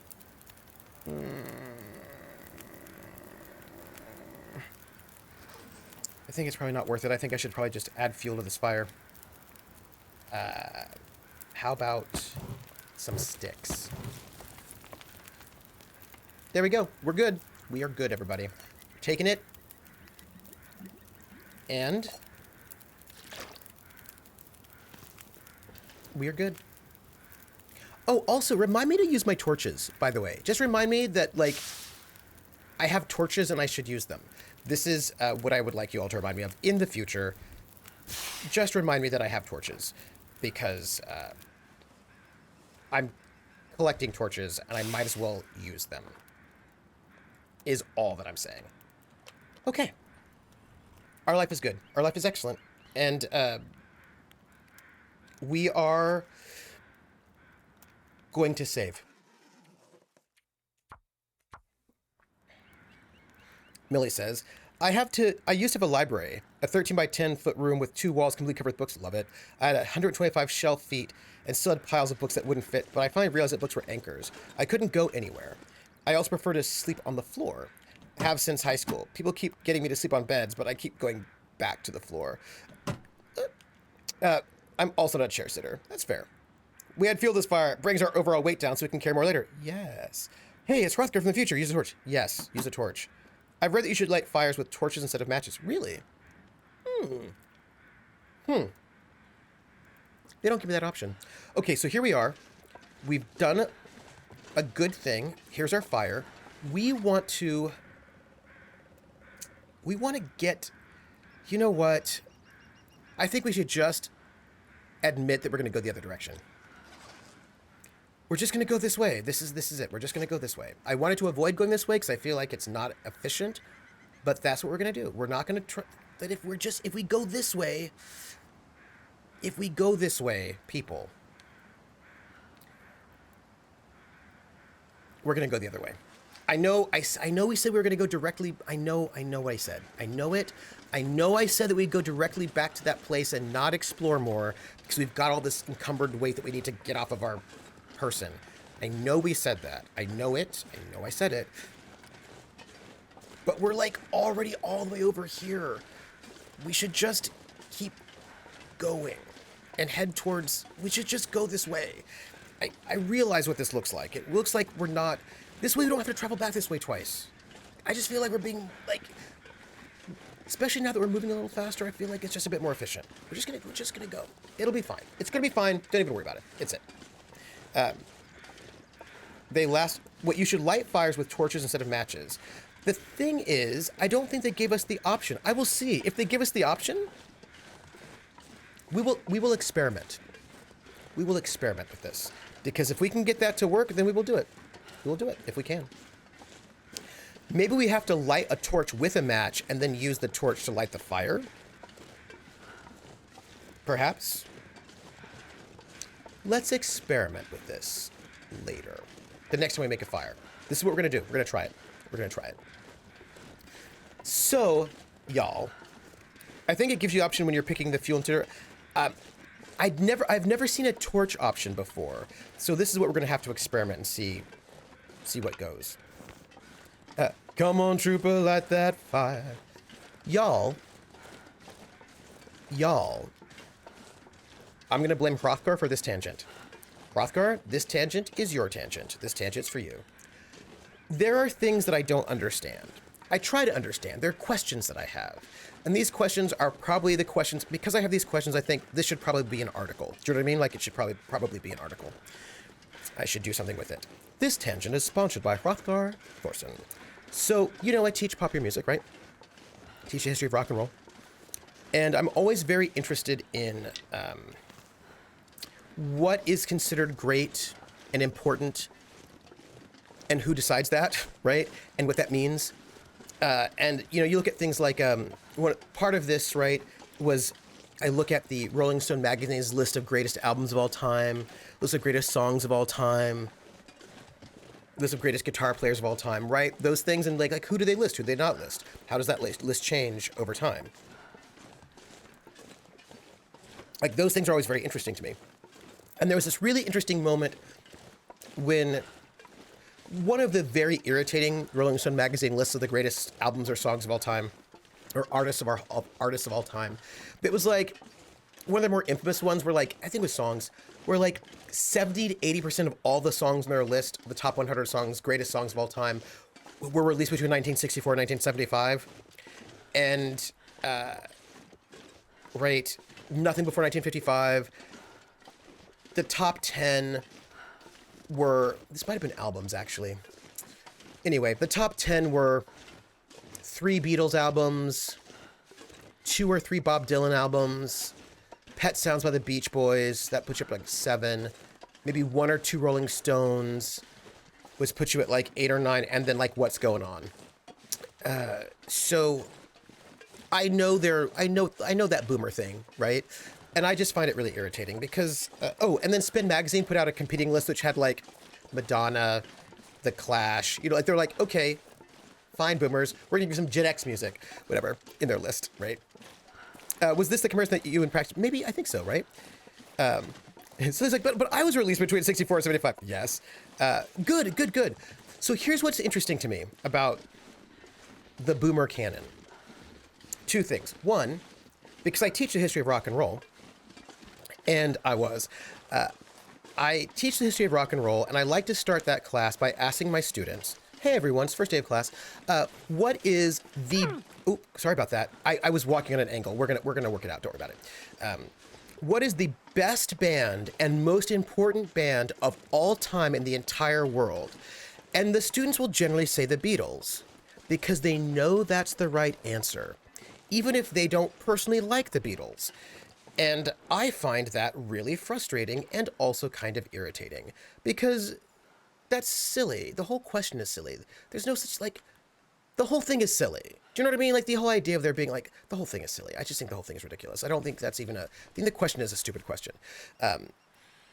But I think it's really fascinating that we're in the year 2022 with people who were born in the year 2002, and they still know that that is the right question, the right answer to that question. And I find that really frustrating. To be honest, I don't like that, actually. And I would like that not to be the case. The most important band ever of all time is one none of us have ever heard of, right? And, like, I love the Beatles. There are stupid questions. Boomer canon sounds like something 40K orcs use. Yeah. And, like, I like the Beatles, like, but, like, yeah, the whole thing is not silly, but it is stupid, right? But for me, the reason why I point these things out is because I want them to think about the fact that these things of like what is important is actually about, there's like power. Do you know what I mean? Like there are people who have power to decide what is and what isn't important. And they make these decisions, and we internalize those decisions, and we think that they are right without questioning them. I still want to eat that condensed milk, even though I'm afraid it'll make me sick, but I don't need it right now. Just so you know, right? The whole thing is not silly, but it is silly is far more important than that. Yeah. So I think a lot about wanting to get them to question this. So we were talking about like, and one of my students, right, is like, yeah, but the Beatles, they are the most important. I was like, are they? Why? Right. Well, because everybody loves them. It's like, do they? My dad thought they were square. He liked Miles Davis, right? So like, not everybody thinks that they're. It's like, well, but they did things no one ever done before. It's like what? Like, well, they did music. It was like, they did a lot of covers, actually. Like, they're not, and I said they were a beat band. There were a lot of bands in Liverpool who sounded like them, actually. I'm not saying they're not good. Actually, I do enjoy them. But we talk about them as if they are in a way that ignores a lot of other people that did exist at the time, right? And so we sort of make these stories about them that are not accurate. And I never like inaccurate stories. I don't like that very much. Hrothgar says, by a lot of that logic, the bands that influence the people ad nauseum, that influence the Beatles is the greatest band. If it wasn't for that traveling minstrel, we wouldn't have had Rebecca Black. That is fair. They did have floppy hair. Was Beatlemania more important than the morale building of groups like Glenn Miller Band in the 40s? Or like, and like their Beatlemania, like their people did the same thing with Frank Sinatra. Like, it's like none of these things are new. None of these things are new. I would refuse to answer your question, though, for the same reason I refuse to answer the question, what is your favorite X? Well, Millie, I would want that answer. I would say, what is that? And then you would say, like, I refuse that. I'd say, well, why? And then I'd push you, and then you would say something really interesting, and that would be part of the point, right? Like, how people answer these questions is actually the point of the question, right? Like, that's actually the point of the question, to get you to think about the question, right? I have no favorite anything. I don't choose favorites. I might have a favorite in a moment. See, that's also interesting, and we would talk about that too. All those answers are answers that I like having, because all of them allow us to have a question about these things, right? Inaccurate stories is like ignoring history. It matters. Some of our history is inaccurate stories too. Oh, I'll see you, Hrothgar. Oh, Hrothgar, wait. You can't go yet until you finish the second part. The second part is, here's the question. This was the question, and I'm bringing it up because you brought it up, right? There are bands that are not in the boomer canon, and it makes no sense to me that they aren't. Not because I like them or don't like them, but because they do everything that boomers like, but yet they're not in the list, right? Specifically, The Doors. Hrothgar, you said something that made me think about The Doors, right? So here are The Doors. The Doors are exactly from that same era. They're just like, The Doors are just like, they're in that whole space, right? Of all that other stuff. And they are never, ever in the top 20 of Rolling Stone magazine's list of the greatest of all time. The Rolling Stone magazine really likes the Beatles, Bob Dylan, the Beach Boys, Pet Sounds specifically, the Beatles, the Stones, Bob Dylan, and Beach Boys Pet Sounds. Those are the albums they like. Those are the artists they value. And it's so weird to me that The Doors are not on their list, because you'd think they would be, but they never are. And I'm trying to figure out why not. Why do the boomers who like this particular canon from this time and place, why do they not like The Doors? Why are The Doors not on their list? I really find this quite mysterious. It is something that I find it very mysterious. I really, really do. And I really, really want to know, what did the Doors insult their mother? Like, what happened? It is very... They do hate all the Beach Boys. They hate all the Beach Boys albums that are not Pet Sounds. That is 100% true. They only like Pet Sounds. It's just that one album. Just that one album. That is it. So Hrothgar, I wanted you to know that you inspired me to remember that particular question that haunts me. Like, I really am trying to figure it out. Like, what did the Doors do or didn't do? Why? These are questions I have. Yeah, they did. Yes, they did the same thing with crooners in the 20s. Absolutely. Like, they did the same thing with Liszt, actually. People had, the most important band existed before the word band existed. Mm-hmm. Someone I met online liked to ask me, what's your favorite X? I liked it. Maybe think about myself and what I liked. I don't usually think about favorites. And when I ask people those things, because I have a hard time answering that question personally, when I ask people that question, I try to make it like, what are your top 5 at the moment, right? Because I know that sometimes it's hard to say, this is my favorite, right? Some dude bashed on a rock on a log and got a beat. I differently understand that feeling. It's some of the same reason I don't like getting various media rating or score, or even comparing two pieces of media. So, yeah, it's hard. Max, I'm not a fan of the Doors personally. I like the Beach Boys, but I have no idea. Oh, Millie, Pet Sounds is this really experimental album that was never technically released, sort of, or kind of was. Well, no, Pet Sounds, so Brian Wilson had this idea of this big album that was gonna be like his great performance art album called Smile. and he was working on it like a genius in his genius way, and he never finished it, so they ended up releasing what he had done as the album Pet Sounds. And you're gonna think about Pet Sounds as being experimental rock in the same way that like Sgt. Pepper's was, kind of like a concept album. It's like a concept album, experimental. I know where we are, by the way. And like those, they get into it. And when I say, I'm speaking specifically about the Rolling Stone magazine dudes, a lot of people from that generation who are just different. Like it's fine. You know, could be part of the drug culture of the time the Doors. Well, but they were all doing different drugs, right? I think the Doors have a more negative stigma due to Jim Morrison's image drug use. But Voltaire, that can't be it, because Jim Morrison is one of the 32 Club. Like, they love Jimi Hendrix. He died of drug overdoses. They love Janis Joplin, although they never rank her as highly. She died of an overdose. They love their dead overdose stars. They really do. They enjoy them very much. They think it's quite tragic and romantic. So I don't think it's the drug use, because they're actually quite fine with dead stars. They love their dead stars. But yet, the Doors, it's just not on their list. And please note, this is not me saying the Doors are the best band. I'm not judging whether or not these bands are good or not, because what does that even mean? But I think it's weird. I just think it's weird. I listened to the Beach Boys because of Sloop John B., which was referenced in a book I read. It was used as a piece of magic. Oh, interesting. Because the Doors didn't do what the Ed Sullivan Show told them to do with the Lars. But you'd think they'd like that. Like, they like the Who. Do you know what I mean, Hawkeye? They like the Who. When I think about like that particular canon that particular sort of group likes, they love the Who.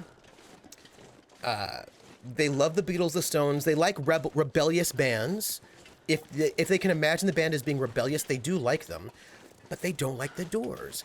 And I just find it so weird, because the Doors do things that other bands they like and worship do, but then they don't like them. I just think it's really weird. I don't know why. It is just so odd to me. Like, why? There are a bunch of bands they don't like go on about, and I'm like, okay, I get it. But like, I don't get it. Hey, look, I'm indoors. I'm indoors warming up is what I'm doing. I just want you to know it. And while I'm here, maybe I'll take a nap for an hour. Yeah, let's take a nap for an hour. Just like one little hour nap. It was their 11th album with all the more dreamy, croony ones instead of their fun, poppy ones, yeah. Why are the cars out in the middle of the woods? You know, I could have used a little bit more sleep, couldn't I? I think we're fine.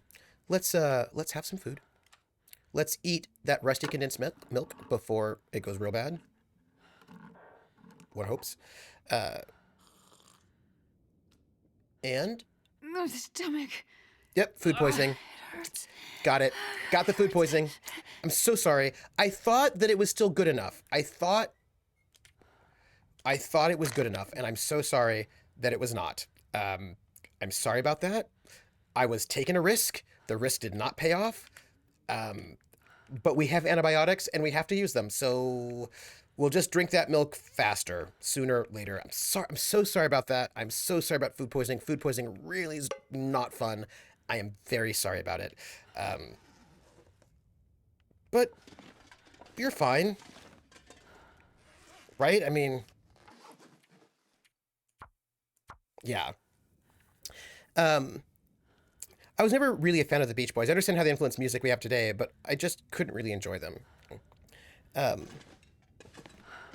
How did Pythagoras break music? There's a video about it on YouTube. Oh, sure, yeah, absolutely. But also sort of mythologies about it too. My path through music is odd. I didn't know anything about the Rolling Stones. I never found music or musicians or bands through traditional media outlets. I would find references and go search them out. Oh, that's interesting. I know the video, Max Ryder, but I haven't watched it yet. I believe it's to do with how he insisted on notes being forced into ratios. Oh no, Pythagoras was talking about like, he gave us like ideas of like fifths and octaves. He did the monochord, breaking a chord into like ratios to get us the idea of like the octave, the fifth, the third. You know, it's one of the foundations of that we still use today. But I don't actually. I'm not like a. Yeah, he did it, but I'm sure people in China also did it. Do you know what I mean? Like we tend to like overemphasize certain people in ways that gets a little bit old. You know what I mean? Do you know what I mean? Yeah. Anyway, so just like, so also, why am I getting so tired? Maybe because I'm. It's fine. Don't worry about it. Look, I feel pretty good about the fact that I was able to resist getting full on ridiculous. We'll just travel down this road to here, hit that, see if we can rescue that person, maybe come over to this pleasant valley, although we're probably going to end pretty soon. So we're going to find a place where we can be. We're going to see where we go. We're going to find a location. It'll be fine. It'll be fine. Yeah, he was really into the rush. A guy in college told me about Zeno, I think, whose father made me want to punch someone. But, oh, I didn't talk about Barclaysm. Anyway, so the thing about Pi would freaking... Okay, do I have a mod in? Because will somebody just let that go through? I mean, I can probably do it this way. I just learned if I do this, I can get it in. Boom. There we go. In. Talking music from an era I've got, You Can't Always Get You Want. That's a good song. It's a good song, actually. And I think this is the thing, that this is part of... this is one of the things. So, like, my dad did not care about the Beatles at all. Or the British invasion in general. He wasn't into it. He didn't care about it. He ended up kind of like digging the Beatles later in life, but he wasn't into it. Like, we like to talk about, like, everybody loved the Beatles and everybody's influenced by the Beatles. But no, Millie, you can... It's fine. That's just Automod. I am not scandalized by a little bit of cursing. Don't worry about it. Anyway, we talk about, like, oh, the Beatles influenced, or the Beach Boys, they influenced. Like, well, they influenced who? They influenced people that you like, but that doesn't mean that they influenced everybody or that everybody cared about them. A lot of people just did not care about them. They were not listening to that. And I think that we often forget that the Beatles didn't influence everyone. Not everybody cared about the Beatles. And actually, what's interesting is that it's harder to remember that now, right? Because of the mythology of the Beatles, we tend to think that they were like everything and everywhere, but they were just one of many bands. There were a lot of people who just were like, whatever, that's not my scene. I'm going to go and listen to Motown, or I'm going to listen to country and western, or like there was just a lot of other music, most of which we never play on the radio anymore. And so people forget about the other music, but lots of people were like into mambo. You know what I mean? Like they were into mambo, they were into Latin, and they were just not into the Beatles. They could care less about the Beatles. They were going down to the Palladium and they were dancing mambo all the time. So, and that was their life. And yeah, we tend to like, we lose the diversity of the past, and that is something that makes me very sad. Because the past was very diverse. There was just so much music happening in the 1960s that was not the stuff that's on Rolling Stone magazine. Like, so that's the problem with the Rolling Stone magazine list, right? Not only did they make the most important music of all time just the stuff that was like happening when they were in college, frustratingly, but they also, they kind of erase stuff that happened before and happened after, but they also erase a lot of stuff that was happening during that same time period. There was a lot of stuff happening during that time period that was super interesting, but they don't care about it, so then people forget about it, you know? I mean, Tool gained major popularity because of the Fibonacci sequence and how it changed the sound of typical music. Pythagoras would actually try to have people killed over things like irrationals, though not irrationals specifically.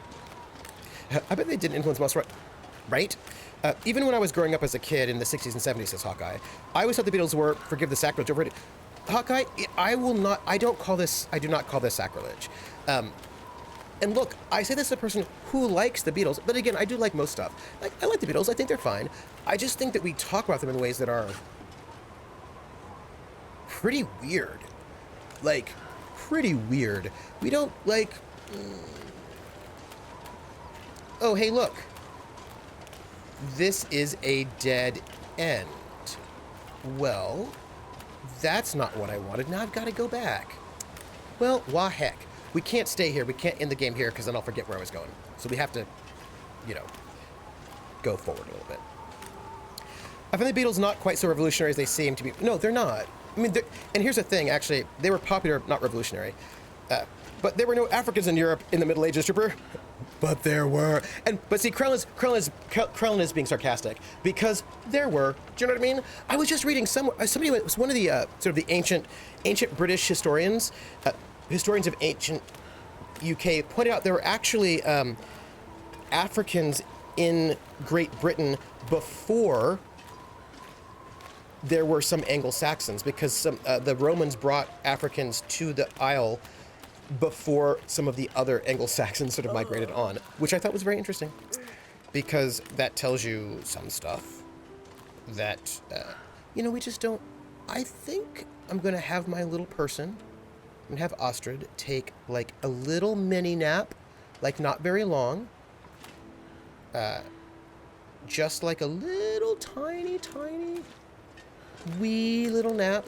Can I not sleep here? Apparently I cannot sleep on this frozen riverbed, which is irritating, but it's fine. It's fine. Yeah. Not 40 winks, it's just like what, 10 winks?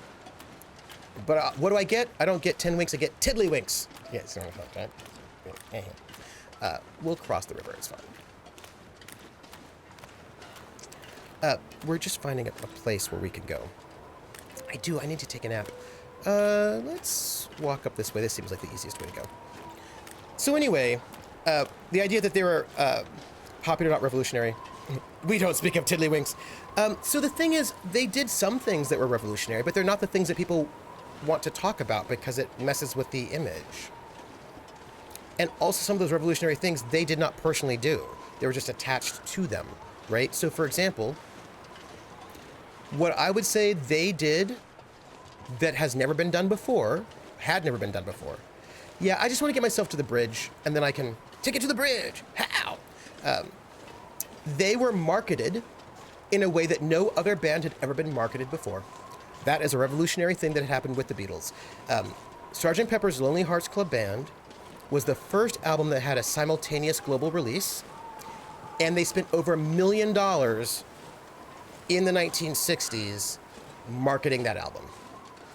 And I will just note that nobody, and that was pretty revolutionary. Like, the Beatles were actually quite, and by the Beatles, I don't necessarily mean them themselves, I mean, like, the team, the Beatles team, if you see what I'm saying, right? Like, which includes, like, the whole team, management, like, all of that. The Beatles team was revolutionary in in marketing. They were revolutionary when it comes to marketing. Now, the problem is that people do not want to talk about the Beatles in terms of their revolutionary nature as being marketed, because people want to imagine them as being authentic and in no ways having anything to do with commercialism. Because if you're commercial, you're not an artist, because people have weird ideas about things that are not accurate in any way and also questionable. Very questionable. So, right, people just don't want to think about them as we're going to have this condensed milk right now before it goes bad on us, right? So people don't want to think about the fact that one of the things they did was super revolutionary was were marketed like whoa. That's not what people want to hear, right? Because they don't but that was actually pretty revolutionary about the Beatles. Their marketing was pretty revolutionary. The way they were sold, the kind of strategy used to market them had never been done before. The way to force them to be popular and to sort of put them into the popular sphere through pretty heavy marketing was very, very revolutionary. But nobody wants to do that. Right? Yes. The thing I love wasn't marketed at me. I found it too amazing. Absolutely, Scabadak. People only want to talk about advertising if it's like in Mad Men. I'm terrible at marketing. That's why I fail. I don't know, Valtiel. Emilzuge has garnered quite a lot of fun from her rebranding of corporations on TikTok. Oh, interesting. So it looks like we're going to be in trouble in this game because it's getting dark. Look at the sky and how beautiful it is. Let's just note it. Beautiful sky. Although, it's getting dark and I'm going to have to go to sleep anyway. So we'll just, when we pick up the game again, we'll just, we'll do it. It'll be fine. I think if I put myself right here. Wait, did you hear a wolf?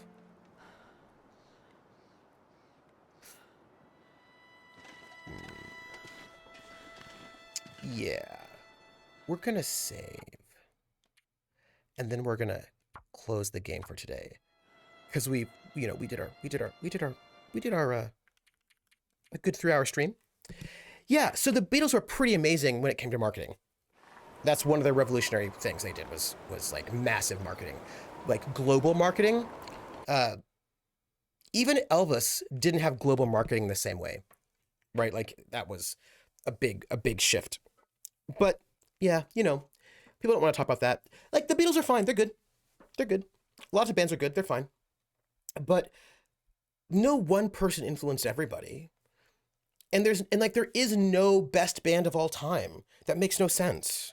That makes no sense. It makes no sense. It doesn't make any sense. Come on.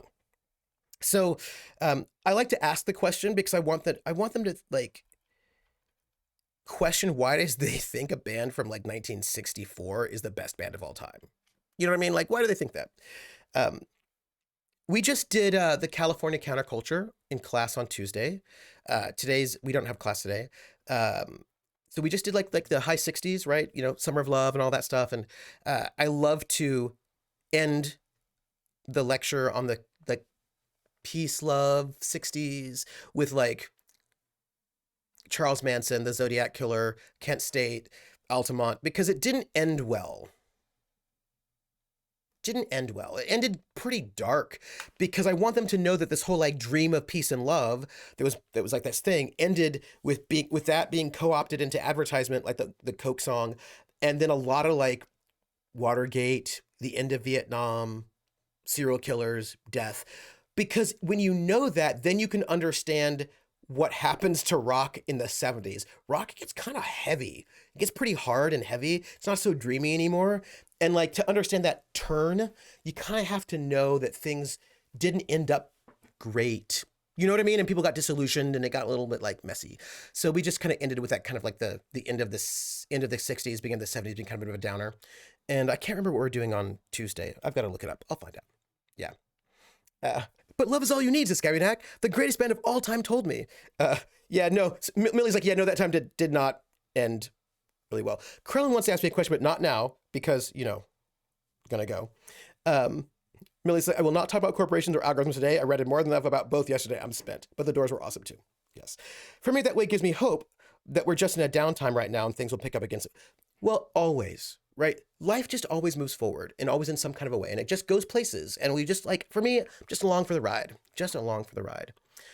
It will get to a place, So, y'all, first off, y'all are wonderful and I love you. I really appreciate, I've missed you all. I really appreciate having this time. Oh, I'm going to go, right? But the secret project that I'm working on that has consumed my life for the last short time period, I turned in the draft on Monday, like at 7 a.m, technically Tuesday, but I turned it in. And it was 16,000 words. I was required to do 8. I did 16. I would like to like clean up that draft. I feel like there's more I could do on it, but I turned it in. It is in. I'm sure I will get edits sometime soon. There are some things, like I want to give them a musical playlist, because that will be really useful, I think. So I need to make a playlist. I want to add that. I want to add a couple like, references. And I know there's some like, I can do a little bit of cleanup. That is not my current priority at the moment. But that is done. So that is off my plate, which means that done. I should be back to my streaming as I will, which will be really great. I can continue. I can get back to unpacking. I've got some things to catch up on. But I'm feeling good about it. And I don't know when I can tell you what it is. I have no idea when that will happen because I'm still under an NDA, but there will be a time when I can tell you. And when I can tell you, I will tell you. I just cannot tell you now. Millie says, dude, this has been crazy. I'm really glad I decided to tune in. Thank you. Thank you for tuning in. Look, this like my video game streams are basically, let's play a video game. And while that is happening, let's talk about all the stuff. Like that is my life. So, because I, like this is my joy. So where can you find me? Today is what, Thursday? Tomorrow's Friday. So tomorrow at 7 p.m. Eastern, you can find me here on this channel where I GM City of Light and Shadow, my Fate French Resistance campaign, and come and watch. Saturday, at noon, I will be streaming The Outer Worlds, and it's a video game stream, which means we'll be talking about the stuff. No banjo yet because I've not had a chance to get back to it, and I will not tonight. And I'm recording a podcast guest spot tomorrow morning, and then Kolos, so it just will not happen. Banjo will not be next Saturday, but maybe the week after. We'll see. And then 4 p.m. over at Table Story, 4 p.m. Eastern on Saturday, I will be doing Title Blades, where I'm very anime, very adorable. Sunday at 1 p.m. 1 p.m. The Saturday stream is at noon, and I believe Sunday is at 1 p.m. over at Balrog 1911. I'll be on a panel about joy in RPGs, and like KP's in that one, and Susie's in that, Susanna Grace. So it's a really good panel, and Diana's great, so you can watch me there. That'll be fun. And then the next time you'll see me then next week is next Tuesday at 9 p.m. Eastern over at Roll20 app for Haunted West. I gave the characters lots of scary, ominous portent for this session 1, so we'll find out what they're going to do on episode 2. So that's where you can find me. And what's next? Let me think. Yeah, we have a Discord. Join us on Discord. Discord's great. And do that. Hang out with us and hang out. We've got a link. And what else is up?